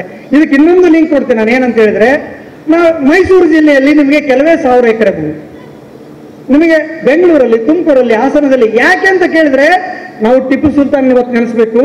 5ರಲ್ಲಿ ಟಿಪ್ಪು ಸುಲ್ತಾನ್ ಇಬ್ಬರು ಸಹಿತವಾಗಿ ಲಕ್ಷಾಂತರ ಎಕರೆ ಭೂಮಿನ 200 ಪಾಳ್ಯಗಾರನ, ಗೌಡ್ರನ್ನ, ದಣಿಗಳನ್ನ ತೆಗೆದಾಕಿ ನೇರವಾಗಿ ಭೂಮಿಯನ್ನ ರೈತರಿಗೆ ಉಳುಮೆ ಮಾಡಿಕೊಟ್ಟು ಅವರಿಂದ ತೆರಿಗೆ ಸಂಗ್ರಹ ಮಾಡಿದ. ಭೂಮಿ ಆಲ್ರೆಡಿ ದಕ್ಕಿ ಹೋಗಿತ್ತು. ಯಾರಾದ್ರೂ ತಪ್ಪಂತ ಹೇಳಿದ್ರೆ ನನಗೆ ಹೇಳಿ, ನಾನು ವಾದ ಮಾಡ್ತೀನಿ. ಭೂ ಸುಧಾರಣೆ ಕಾಯ್ದೆ ಬರೋದ್ರೊಳಗಾಗಿ ಅಲ್ಲಿ ಭೂ ಸುಧಾರಣೆ ಬಹಳಷ್ಟು ಮಟ್ಟಿಗೆ ಆಗಿ ಹೋಗಿತ್ತು, ಕೆಲವು ಮಾತ್ರ ಉಳಿದಿತ್ತು. ಅವ್ರ ಕೈ ಸರ್ಟಿಫಿಕೇಟ್ ಕೊಟ್ಟಿದ್ದಾರೆ ಅಷ್ಟೇ, ಅದು ಒಳ್ಳೆ ಕೆಲಸನೇ. ಆದರೆ ಉತ್ತರ ಕರ್ನಾಟಕದಲ್ಲಿ ಇಡೀ ನೋಡಿದ್ರೆ ನಿಮಗೆಲ್ಲ, ಇಡೀ ನಮ್ಮ ಉತ್ತರ ಕರ್ನಾಟಕದ ಇಷ್ಟು ಜಿಲ್ಲೆಗಳಂತ ಹೇಳಿದ್ರೆ 90% ಹೆಚ್ಚುವರಿ ಭೂಮಿ, ಅದರಲ್ಲಿ ಹಂಚಿಕೆ ಆಗಿರೋದು ಬಹಳ ಕಡಿಮೆ. ಹಂಗೆ ಉಳಿದು ಇದು ಮುಖ್ಯವಾದ ವಿಷಯ ಅಂತ ಭಾವಿಸ್ತೀನಿ ನಾನು. ಇದು ಬಿಟ್ಟು ನೆಕ್ಸ್ಟ್ ಏನಪ್ಪಾ ಅಂತ ಹೇಳಿದ್ರೆ, ಎರಡನೇ ವಿಷಯ ನಿಮ್ಗೆ ಬರೋದಾಗಿದ್ರೆ, ನಿಮ್ಮ ಕೈಗಾರಿಕೆ ಅಭಿವೃದ್ಧಿ ಅಂತ ತಗೊಂಡ್ರೆ ನಿಮ್ಗೆ ಎಲ್ಲಿದೆ ಕೈಗಾರಿಕೆ ಅಭಿವೃದ್ಧಿ? ನಮ್ಮ ಭಾಗದಲ್ಲಿ ವಿದ್ಯುತ್ತೆಲ್ಲ ಮುಚ್ಕೊಂಡು ಹೋಗಿದ್ದಾವೆ. ಇಲ್ಲಿ ಕಾಟನ್ ಬೆಳಿತಿದ್ವಿ, ನಿಮಗೆ MSCM ಇತ್ತು, ನಾನು ನೋಡಿದಾಗ 4,000 ವರ್ಕರ್ಸ್. ಎಲ್ಲಿ? ಗುಲ್ಬರ್ಗದಲ್ಲಿ, ರಾಯಚೂರಲ್ಲಿ ಬಾಂಬೆ ಮಿಲ್, ನಮ್ಮ ಸಿನ್ನೂರಲ್ಲಿ ಜಿನ್ನಿಂಗ್ ಅಂಡ್ ಫ್ಯಾಕ್ಟ್ರೀಸ್ ಇದ್ವಿಲ್ಲ. ಇಡೀ ಕಾಟನ್ ಬೆಳೆಯಂತವ್ರು ನಾವಿಲ್ಲಿ. ಒಂದೇ ಒಂದು ನಿಮಗೆ ಗಾರ್ಮೆಂಟ್ ಫ್ಯಾಕ್ಟ್ರಿ ಇಲ್ಲಿಲ್ಲ. ಎಲ್ಲ ಗಾರ್ಮೆಂಟ್ ಫ್ಯಾಕ್ಟ್ರಿ ಎಲ್ಲಿದ್ದಾವೆ? ಗಾರ್ಮೆಂಟ್ ಫ್ಯಾಕ್ಟ್ರಿ ಇರೋದಿಲ್ಲ ಬೆಂಗಳೂರಲ್ಲಿ. ನಮ್ಮ ಎಕನಾಮಿಸ್ಟ್ಗಳು ಪಾಠ ಮಾಡಕ್ಕೆ ಚೆನ್ನಾಗಿದ್ದಾರೆ, ಎಲ್ಲರೂ ಬಹಳ ಚೆನ್ನಾಗಿ ಮಾತಾಡ್ತಾರೆ. ರೈತರು ಹೆಂಗಿರ್ಬೇಕಪ್ಪ ಅಂದ್ರೆ, ಕಚ್ಚಾ ಮಾಲನ್ನು ಮಾರಾಟ ಮಾಡಿದ್ರೆ ಒಂದು ನಮಗೆಲ್ಲ ಪಾಠ ಕೆಲಸ ಕೊಟ್ಟಿದ್ದಾರೆ. ಏನು? ನಿಮಗೆ ಗೋಧಿಯನ್ನು ಮಾರಾಟ ಮಾಡಿದ್ರೆ 30 ರೂಪಾಯಿ ಕೆಜಿ ಇರುತ್ತೆ, ಹಿಟ್ಟಾಗಿ ಮಾರಾಟ ಮಾಡಿದ್ರೆ 50 ರೂಪಾಯಿ ಸಿಗುತ್ತೆ, ಅದನ್ನ ಬಿಸ್ಕೆಟ್ ಆಗಿ ಮಾರಾಟ ಮಾಡಿದ್ರೆ 1 ಕೆಜಿಗೆ 200 ರೂಪಾಯಿ ಸಿಗುತ್ತೆ. ನೀವು ವ್ಯಾಲ್ಯೂಯೇಟೆಡ್ ಪ್ರಾಡಕ್ಟ್ ಅನ್ನ ತಯಾರು ಮಾಡಿ ಮಾರಾಟ ಮಾಡ್ರಿ ಅಂತ ನಮ್ಗೆ ಹೇಳ್ತಾ ಕೆಲಸಕ್ಕೆ ಹಚ್ಚುತ್ತಾ ಇವೇನ್ ಮಾಡ್ತಾ ಇದ್ದಾರೆ? ಒಂದೇ ಒಂದು ಗಾರ್ಮೆಂಟ್ ಇಲ್ಲ, ಅದೇ ಹತ್ತಿಯನ್ನ ನೀವು ನೂಲಾಗಿ ಬಟ್ಟೆಯಾಗಿ ಕಾಟನ್ ಬಟ್ಟೆ ಮಾರಾಟ ಮಾಡಿದ್ರೆ 2,000 ರೂಪಾಯಿ ಒಂದು ಪ್ಯೂರ್ ಕಾಟನ್ ಬಟ್ಟೆ ನಮಗೆ ಖರೀದಿ ಮಾಡಕ್ಕೆ ಹಚ್ಚಿ ಎಲ್ಲ ತಗೊಂಡೋಗಿ ಬೆಂಗಳೂರಾಗಿ ಇಟ್ಟಿದ್ದಾರೆ. ಬೆಂಗಳೂರಿನ GDP ಯಾಕೆ ಹೆಚ್ಚಾಗೋದಿಲ್ಲ? ಬೆಂಗಳೂರಿನ GDP ಯಾಕೆ ಹೆಚ್ಚಾಗೋದಿಲ್ಲ ಹೇಳ್ರಿ? ಹೆಚ್ಚಾಗಿ ಆಗುತ್ತೆ. ನಮ್ಮ ಕಾಟನ್ ಪುಗ್ಸೆಟ್ಲೆ ರೇಟಿಗೆ ಹೋಗಿದೆಯಲ್ಲ. ದಾಲ್ ಮಿಲ್ಗಳಿದ್ವು ಎಲ್ಲ ನಿಮಗೆ. ದಾಲ್ ಮಿಲ್ಲಲ್ಲಿ ಮುಕ್ಕಾಲು ಭಾಗ ಮುಚ್ಕೊಂಡೋಗಿರುವ. ನಿನ್ನೆ ಮೊನ್ನೆ ನಮ್ಮ ಗೆಳೆಯರೆಲ್ಲ ಕೇಳ್ತಿದ್ದೆಲ್ಲ, ಏನಪ್ಪಾ ದಾಲ್ ಮಿಲ್ ಏನಾಗಿದಾವೆ ಅಂತ ಕೇಳಿದ್ರೆ, ದೊಡ್ಡ ದೊಡ್ಡ ಮಾರವಾಡಿಗಳಿಗೆ ಬಂದು ದಾಲ್ ಮಿಲ್ ಹಾಕಿದ್ದಾರೆ, ಗೋಡನ್ ಕಟ್ಕೊಂಡಿದ್ದಾರೆ. 4 ವರ್ಷದಿಂದ ಒಂದು ಸಾರಿ ರೈಡ್ ಮಾಡಿದ್ರೆ ಒಂದೇ ಗೋಡಲ್ಲಿ 50,000 ಕ್ವಿಂಟಲ್ ದಾಲು ದಾಸ್ತಾನಾಗಿರೋ ಸಿಕ್ತು ಗುಲ್ಬರ್ಗ ಜಿಲ್ಲೆಯಲ್ಲಿ. ಬೆಲೆ ಯಾಕಪ್ಪ ಹೆಚ್ಚಾಗೋದಿಲ್ಲ? ಬೆಳೆದಂತ ಯಾವುದೇ ವಸ್ತುಗಳಿಗೆ ಬೆಲೆ ಇಲ್ಲ. ನೀರಾವರಿ ಪ್ರಾಜೆಕ್ಟ್ ಇಷ್ಟಿದ್ರು ಸಹಿತ ಉಪಯೋಗ ಆಗಿಲ್ಲ, ಭೂಮಿ ಹಂಚಿಕೆ ಆಗಲಿಲ್ಲ. ಉದ್ಯೋಗ ಸೃಷ್ಟಿ ಮಾಡ್ತಕ್ಕಂಥ ಕೈಗಾರಿಕೆಗಳು ಬಂದಿದ್ರ ಬಗ್ಗೆ ನೀವು ಕೆಲವು ಅಧ್ಯಯನ ಮಾಡಬೇಕು. ನಾನು ಕೆಲವೊಂದು ನೋಡಿದ್ದೀನಿ, ಗುಲ್ಬರ್ಗ ಬೀದರ್ ಬಹಳ ಜನ ನೋಡಿಲ್ಲ. ಬೀದರಲ್ಲಿ 85ರಲ್ಲಿ ಇದೆಲ್ಲ HKDP ಆದ ನಂತರ 2 ಕೈಗಾರಿಕಾ ಪ್ರದೇಶಗಳನ್ನು ಮಾಡಿದ್ರು. ಒಂದು ನೌಬಾದ್, ಮತ್ತೊಂದು ಕೊಳಾರ್. ಕೆಲವು ಗುಲ್ಬರ್ಗ ನೋಡಿದಂತ ಬೀದರ್ ನೋಡಿದ್ರೆ ಗೊತ್ತಿದೆ. ಆ 2 ಕೈಗಾರಿಕಾ ಪ್ರದೇಶದಲ್ಲಿ ಎಲ್ಲೂ ಸಲ್ಲದ, ಅಮೆರಿಕದಿಂದ ಬ್ಯಾನ್ ಆಗಿರುವಂತ, ಆಂಧ್ರದಿಂದಲೂ ಹೊರಗೆ ದಬ್ಬಿದಂತ ಎಲ್ಲ ಕೊಳಕು ಫ್ಯಾಕ್ಟ್ರಿಗಳನ್ನು ತಂದು ಹಾಕಿದ್ರಲ್ಲ. ಆ ಫ್ಯಾಕ್ಟ್ರಿಗಳು ಬ್ಯಾಡ ಅಂತ ರೈತರೇ ಹೋರಾಟ ಮಾಡಿ ಬಂದ್ ಮಾಡಿಸಿದ್ರು. 75% ಕೈಗಾರಿಕೆಗಳೆಲ್ಲ ಬಂದಾಗೋಗಿದೆ. ಈಗೆಲ್ಲ ಗುಲ್ಬರ್ಗದಲ್ಲಿ ಇರ್ತಕ್ಕಂಥ ಕೈಗಾರಿಕೆಗಳೆಲ್ಲ ಬಂದಾಗಿದೆ. ನಮ್ಮ ಭಾಗಕ್ಕಂತೂ ಕೈಗಾರಿಕೆಗಳು ಬರಲೇ ಇಲ್ಲ. ಆದರೆ ನಮ್ಮ ಭಾಗದಲ್ಲಿ ಇವತ್ತು ಶ್ರೀಮಂತರು ರಾಜಕಾರಣಿಗಳು ಬಹಳ ಚರ್ಚೆ ಮಾಡ್ತಿದ್ದಾರೆ. ಏನಪ್ಪ ಅಂದ್ರೆ, ಯಡಿಯೂರಪ್ಪನವರು 700 ಎಕರೆ ಭೂಮಿನಲ್ಲಿ 700 ಕೋಟಿ ಖರ್ಚು ಮಾಡಿ ವಿಮಾನ ನಿಲ್ದಾಣ ಅಲ್ಲಿ ಮಾಡಿಸ್ಕೊಂಡ್ರು. ಬಿಜಾಪುರಕ್ಕೆ ಯಾಕೆ ನಮಗೆ ವಿಮಾನ ನಿಲ್ದಾಣ ಇಲ್ಲ? ತಾಜ್ ಮಹಲ್ ನೋಡಕ್ಕೆ ಜನ ಬರ್ತಾರೆ ಇಲ್ಲಿಗೆಲ್ಲ ಅಂತೇಳಿ ನಮ್ಮ ಯಾರು ಯತ್ನಾಳ್ ಸಾಹೇಬರು ಟಾಂಗ್ ಮೇಲೆ ಟಾಂಗ್ ಹೊಡಿತಾ ಇರ್ತಾರೆ. ಯತ್ನಾಳ್ ಸಾಹೇಬ್ರ ಟಾಂಗ್ ಏನಪ್ಪಾ ಅಂದ್ರೆ, ಯಡಿಯೂರಪ್ಪ ಅಲ್ಲಿ ಕಡಿಸ್ಯಾನಂತೇಳಿ ಮೋದಿಯಲ್ಲಿ ಬಂದಾಗ ಇಲ್ಲೊಂದು ಟಾಂಗ್ ಬಿಟ್ಟಿದ್ರು. ಏನಪ್ಪಾ ಅಂತ ಹೇಳಿದ್ರೆ, ಆ ಟಾಂಗ್ ಏನಪ್ಪಾ ಅಂತ ಹೇಳಿದ್ರೆ, ನಮಗೆ ವಿಮಾನ ನಿಲ್ದಾಣ ಇಲ್ಲ ಅಂತ ಹೇಳಿ ರಾಯಚೂರಿಗೆ ಬೇಕಂತ ವಿಮಾನ ನಿಲ್ದಾಣ. ಗುಲ್ಬರ್ಗಕ್ಕೆ ಆಲ್ರೆಡಿ ಇದೆ, ಬೀದರ್ಗೆ ಆಲ್ರೆಡಿ ಇದೆ, ರಾಯಚೂರಿಗೆ ಒಂದಾಗ್ಬಿಟ್ರೆ, ಯಾದಗಿರಿಗೆ ಒಂದಾಗ್ಬಿಟ್ರೆ ಅವರೆಲ್ಲಿ ನೆಲದ ಮೇಲೆ ಹೋಗೋ ಅವಶ್ಯಕತೆ ಇಲ್ಲ. ಮೇಲೆ ಹೋಗಿ ನ್ಯಾಯಾಲಯ ಬರ್ಬೋದು. ಈ ಕಟ್ಟಿರೋ ರೋಡ್ಗಳು ಹೆಂಗೂ ಟೋಲ್ಗಳು ಹಾಕ್ತಿದ್ದಾರೆ, ಆ ಟೋಲು ಬೇಕಾಗಿಲ್ಲ ಅವರಿಗೆ, ಮೇಲೆ ಹೋಗಿ ಮೇಲೆ ಬರ್ತಾರಿಲ್ಲ. ಇದು ಇವತ್ತಿನ ಅಭಿವೃದ್ಧಿ ಮಾದರಿಯಾಗಿದೆ. ಇದರ ಜೊತೆಗೆ ಇನ್ನೊಂದು ವಿಷಯ ಹೇಳ್ತೀನಿ, ಕೆಲವು ಕನ್ಕ್ಲೂಷನ್ಸ್ ಮಾತಾಡಿ ನಾನು ಮಾತು ಮುಗಿಸ್ತೀನಿ. ಯಾಕಂದ್ರೆ ನನಗೆ ನೆನಪು ಮಾಡಿದ್ದಾರೆ, ಸಮಯ ಕೂಡ ನಾನು ಕೊಟ್ಟಿದ್ದ ಹಾಗೆ ತನ್ಕಣಿ. ನಾನು ಮಾತಾಡ್ಲಿಕ್ಕೆ ಬೇಕಾದಷ್ಟು ವಿಷಯ ತಂದಿದ್ದೆ, ಅದು ಮತ್ತೆ ನಾವು ಚರ್ಚೆ ಮಾಡಲಿಕ್ಕೆ ಬರೀಲಿಕ್ಕೆ ಹಂಚಿಕೊಳ್ಳಿಕ್ಕಿದೆ. ನಾವು ಲೇಬರ್ ಮಾತ್ರ ಸಪ್ಲೈ ಮಾಡ್ತಾ ಇಲ್ಲ. ಈ ಅಭಿವೃದ್ಧಿ ಮಾದರಿಯಲ್ಲಿ ನಾವು ಇನ್ನೊಂದು ಇತ್ತೀಚೆಗೆ ಬಹಳಷ್ಟು ಅಧ್ಯಯನಗಳಾಗಿದೆ, ಅದು ಕೊಟ್ಟಿರೋ ತಿಳುವಳಿಕೆ ಏನಪ್ಪಾ ಅಂತ ಹೇಳಿದ್ರೆ, ನಾವು ಇಲ್ಲಿವರೆಗೆ ತಿಳ್ಕೊಂಡಿದ್ದೇನಪ್ಪಾ ಅಂದ್ರೆ, ಶ್ರೀಮಂತ ದೇಶಗಳಿಂದ ನಮ್ಮಂತ ಬಡ ದೇಶಗಳಿಗೆ ಬಂಡವಾಳ ಬರುತ್ತೆ, ಶ್ರೀಮಂತ ರಾಜ್ಯಗಳಿಂದ ಶ್ರೀಮಂತ ಪ್ರದೇಶದಿಂದ ಹಿಂದುಳಿದ ರಾಜ್ಯಗಳಿಗೆ ಬಂಡವಾಳ ಬರುತ್ತೆ. ಅದು ಬಂದು ನಮಗೆಲ್ಲ ಉದ್ಧಾರ ಮಾಡುತ್ತಂತೇಳಿ ನೀವು ಕಲ್ಯಾಣ ಕರ್ನಾಟಕದಲ್ಲಿ ಬೇರೆ ರಾಜ್ಯಗಳಿಂದ ಅಥವಾ ಬೇರೆ ಪ್ರದೇಶದಿಂದ, ಬೆಂಗಳೂರಿನಿಂದ ಇಂತಹ ಪ್ರದೇಶಕ್ಕೆ ಬಂಡವಾಳ ಬಂದಿದೆ ಅಂತ ಕೆಲಸ ಏನಾದರೂ ಉದಾಹರಣೆಗಳಿದ್ರು ತೋರಿಸಿ. ಅಪರೂಪ, ವಿರಳ. ಎಲ್ಲ ಬಂಡವಾಳವೂ ಸಹಿತವಾಗಿ ಇಲ್ಲಿಂದ ಬೆಂಗಳೂರಿಗೆ ಹೋಗ್ತಾ ಇದೆ, ಶ್ರೀಮಂತ ಪ್ರದೇಶಕ್ಕೆ ಹೋಗ್ತಾ ಇದೆ ಲೇಬರ್ ಜೊತೆಗೆ. ಅಂದ್ರೇನು? ಸಂಪನ್ಮೂಲಗಳೆಲ್ಲ, ಕಚ್ಚಾ ಸರಕುಗಳೆಲ್ಲ, ನಮ್ಮಲ್ಲಿರ್ತಕ್ಕಂಥ ಎಲ್ಲ ಸಂಪನ್ಮೂಲಗಳು ಅಲ್ಲಿಗೆ ಹೋಗ್ತಾ ಇದೆ. ಅಂದ್ರೇನು? ಬಂಡವಾಳವೂ ಸಹಿತವಾಗಿ ಹಿಂದುಳಿದ ಪ್ರದೇಶದಿಂದ ಮುಂದುವರೆದ ಪ್ರದೇಶಕ್ಕೆ ಹೆಂಗೆ ಹೊಸದು ಬರಬೇಕನ್ನೋದ್ರ ಬಗ್ಗೆ ಇವತ್ತು ಒಳ್ಳೊಳ್ಳೆ ಪ್ಲಾನ್ಗಳು ಮಾಡಿದ್ದಾರೆ. ಇಲ್ಲಿ ಬಂಡವಾಳ ಬರ್ತಾ ಇಲ್ಲ, ಕೃಷಿಯಲ್ಲಿ ಬಂಡವಾಳ ಅಂತ ಬರೋದಿಲ್ಲ. ಬಂದಿರೋ ಅಭಿವೃದ್ಧಿ ಮಾದರಿ ಸುಮಾರಿದೆ ಇದಕ್ಕೆ ಮಾತಾಡಲಿಕ್ಕೆ. ನಮ್ಮ ರೈತ ಸಂಘದ ಗೆಳೆಯರು ಬೇರೆ ಬೇರೆಲ್ಲ 2000 ಇಸ್ವಿನಲ್ಲಿ ಇಲ್ಲೆಲ್ಲ ಉದ್ಯೋಗ ಕಳೆಯುತ್ತೆ, ಈ ಮಾದರಿ ಬೇಡ ಅಂತ ಹೇಳಿ ಈ ರಾಶಿ ಯಂತ್ರಗಳು ಬಂದಾಗ ಸ್ಟ್ರೈಕ್ ಮಾಡಿದ್ವಿ. ಒಂದು ರಾಶಿ ಯಂತ್ರ ಬಂದ್ರೆ 1000 ಜನನ ಕೆಲಸ ಕಳ್ಕೊಂತದೆ, ನಮ್ಗೆ ರಾಶಿ ಯಂತ್ರ ಬೇಡ ಅಂತ. ಇವತ್ತು ರಾಶಿ ಯಂತ್ರ ಅನ್ನೋದು ಏನಿಲ್ಲ. ಇಷ್ಟು ನೀರಾವರಿ ಮಾಡಿದ್ರು ಕೂಡ ಇಲ್ಲಿರುವಂತ ಯುವಕರು ಹೇಳ್ರಿ, ಸಿಂಧನೂರು ತಾಲೂಕಿನಿಂದ ವಲಸೆ ಹೋಗ್ಬೇಕಾ? ಯಾದಗಿರಿ ತಾಲೂಕು ಬರಡಾಗಿರಂತದ. ಯಾದಗಿರಿ ತಾಲೂಕಿಗೆ ನೀರಾವರಿ ಇಲ್ಲ. ಯಾದಗಿರಿ ತಾಲೂಕು ನನಗನಿಸಿದ ಮಟ್ಟಿಗೆ ಕೆಲವೊಂದು 20% ಪ್ರದೇಶಕ್ಕೆ ಮಾತ್ರ ನೀರಾವರಿ ಇಲ್ಲ.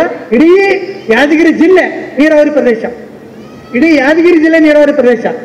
ರಾಯಚೂರು ಜಿಲ್ಲೆಯಲ್ಲಿ ಮುಕ್ಕಾಲು ಭಾಗ ನೀರಾವರಿ ಪ್ರದೇಶ. ಮತ್ತೆ ಹಂಗಿದ್ರೆ ಇಲ್ಲಿಂದ ವಲಸೆ ಯಾಕೆ ಹೋಗ್ಬೇಕು? ನಾವು ವಲಸೆ ಹೋಗುವಂತ ಪರಿಸ್ಥಿತಿ ಯಾಕೆ ಬಂದಿದೆ ಈಗೆಲ್ಲ? ಇದು ನಮಗೆ ಅರ್ಥ ಆಗಬೇಕು. ಅದಕ್ಕೆ ನನಗನ್ಸಿರುವಂಥದ್ದು ನಮ್ಮ ಹೋರಾಟದ ತಿಳುವಳಿಕೆ ಇಲ್ಲಿವರೆಗೆ ಬಂದಿದ್ದನ್ನು ಪಡೆದಿದ್ದೀವಿ. ಸಂಘರ್ಷದಿಂದ ಹೊಸ ಸಂಘರ್ಷ, ಹೊಸ ರೂಪದಲ್ಲಿ ನಮ್ಮ ತಿಳುವಳಿಕೆ ಬದಲಾಗಬೇಕಂತ ನಾನು ಭಾವಿಸ್ತಿದ್ದೀನಿ. ಭೂಮಿ ಹಂಚಿಕೆ ಆಗಿಲ್ಲ, ಉಳಿದರ ಭೂಮಿಗಾಗಿ ನಡೀತಕ್ಕಂಥ ಹೋರಾಟ ಇವತ್ತು ತೀವ್ರ ಆಗಬೇಕು.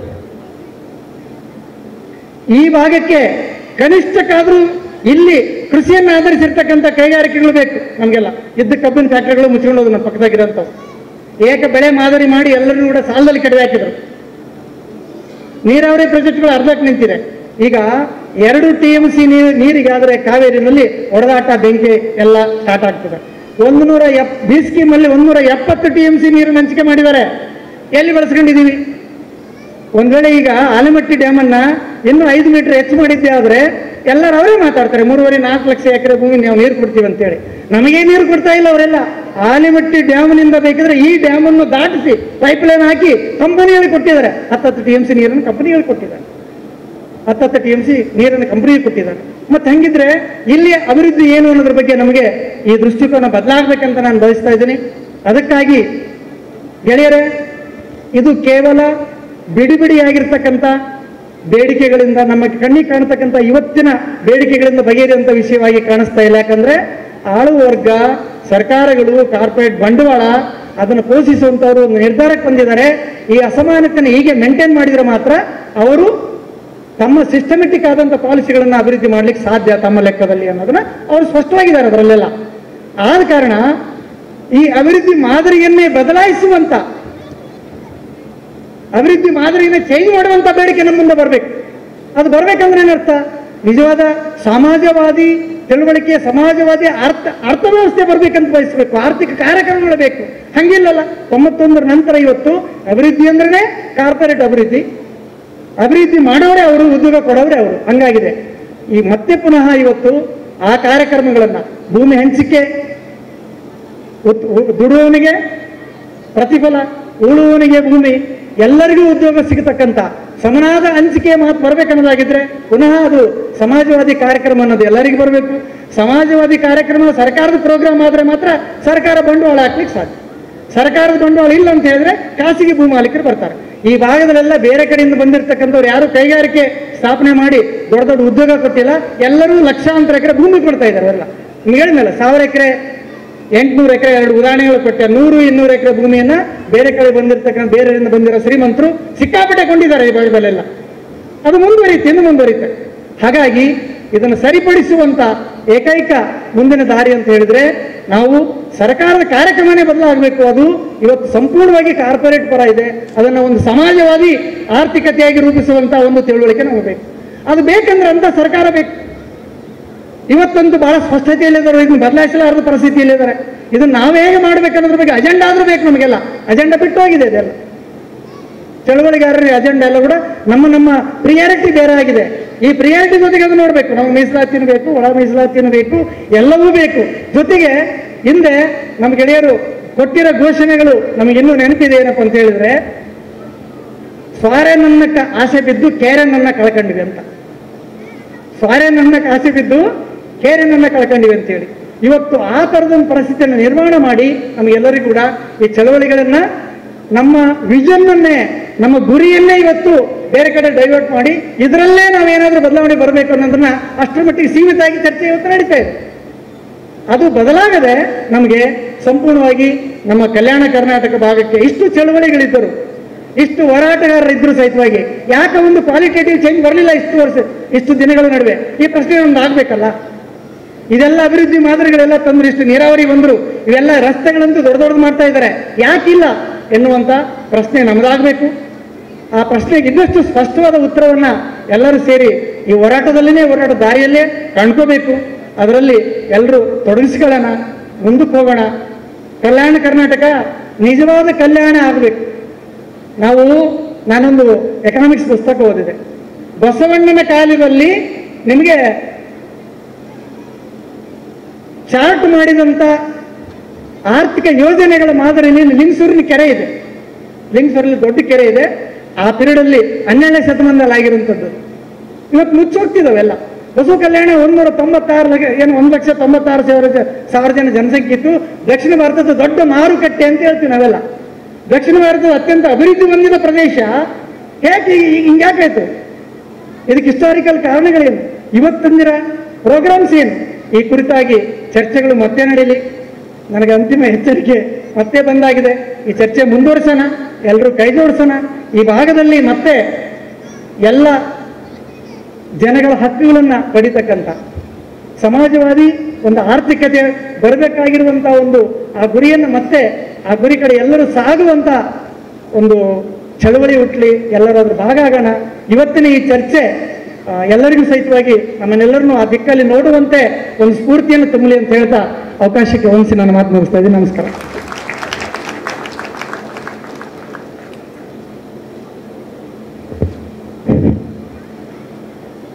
ಎಲ್ಲರೂ ಸೇರಿ ಮಾಡುವ ಟ್ರಿಕ್ಗಳು ಅದು ಜನರನ್ನ ಅವರ ಭವಿಷ್ಯದ ಟ್ರಕ್ಕನ್ನು ತುಂಬಿಸಿಕೊಳ್ಳಕ್ಕೆ ದಾರಿ ಅನ್ನುವಂಥದ್ದನ್ನು ಮತ್ತು ಜ್ವಲಂತ ಸಮಸ್ಯೆಗಳನ್ನು, ದೇವದಾಸಿ ಪದ್ಧತಿ ಅನ್ನುವಂಥ ಜ್ವಲಂತ ಸಮಸ್ಯೆಗಳನ್ನು, ಭೂ ಹಂಚಿಕೆ ಬಗ್ಗೆ ನಾವು ಒಂದು ಮಾತನ್ನು ಹೇಳಬೇಕು. ನಿನ್ನೆ ಅಮ್ಮ ಮರ್ತಿರೋ ಅವರಿಗೆ ಭೂ ಹಂಚಿಕೆ ಆಗಿ ಉಳುಮೆ ಮಾಡಲಿಕ್ಕೆ ಸಾಧ್ಯ ಇದೆ ಆ ನೆಲವನ್ನು ಹೊರತು ಇವತ್ತಿಗೂ ಅವರ ಹೆಸರಿಗೆ ಇಲ್ಲ. ಯಾರಿಗಾದರೂ ಸಾಧ್ಯ ಇದ್ದರೆ ಅವರಿಗೆ ಅವರ ಹೆಸರಿಗೆ ಮಾಡಿಕೊಡುವಂಥದ್ದನ್ನು ಮಾಡಿಕೊಡಿ ಅಂತ ಹೇಳ್ತೀನಿ. ಅದರ ಜೊತೆಗೆ ಮುಂದಿನದಾಗಿ ಡಾಕ್ಟರ್ ಶಿವರಾಜ್ ಸರ್ ಅವರು ಒಂದು 5 ನಿಮಿಷಗಳ ಕಾಲ ಮಾತಾಡಬೇಕು ಅಂತ ಅವರಲ್ಲಿ ವಿನಂತಿಸ್ತೇನೆ.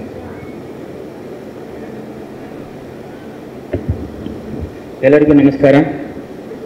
ಸಮಾನ ಭಾರತ ಸಮಾನತೆಗೆ ಸಂಘರ್ಷ. ನಾನು ಆ್ಯಕ್ಚುಲಿ ಇಲ್ಲ ನಿಮ್ಮ ಎಲ್ಲರ ಮಾತು ಕೇಳಕ್ಕಂತ ಬಂದಿದ್ದೆ. ಏನೋ ಕರೆದು ಯಾರ್ದೋ ಇವರು ಉಪ್ಪಿನವರು ಇಲ್ಲ, 1-2 ನಿಮಿಷ ಮಾತಾಡ್ರಿ ಅಂತ ಹೇಳಿದರು.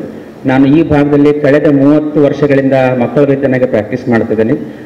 ಮುಖ್ಯವಾಗಿ ನಾನು ಆರೋಗ್ಯ ಅಸಮಾನತೆ ಬಗ್ಗೆ 2 ನಿಮಿಷಗಳ ಬಗ್ಗೆ ನಿಮಗೆ ವಾಸ್ತವವಾಗಿ ಹೇಳ್ತೇನೆ. ಇವತ್ತಿಗೂ ಕೂಡ ಆನ್ ರೆಕಾರ್ಡ್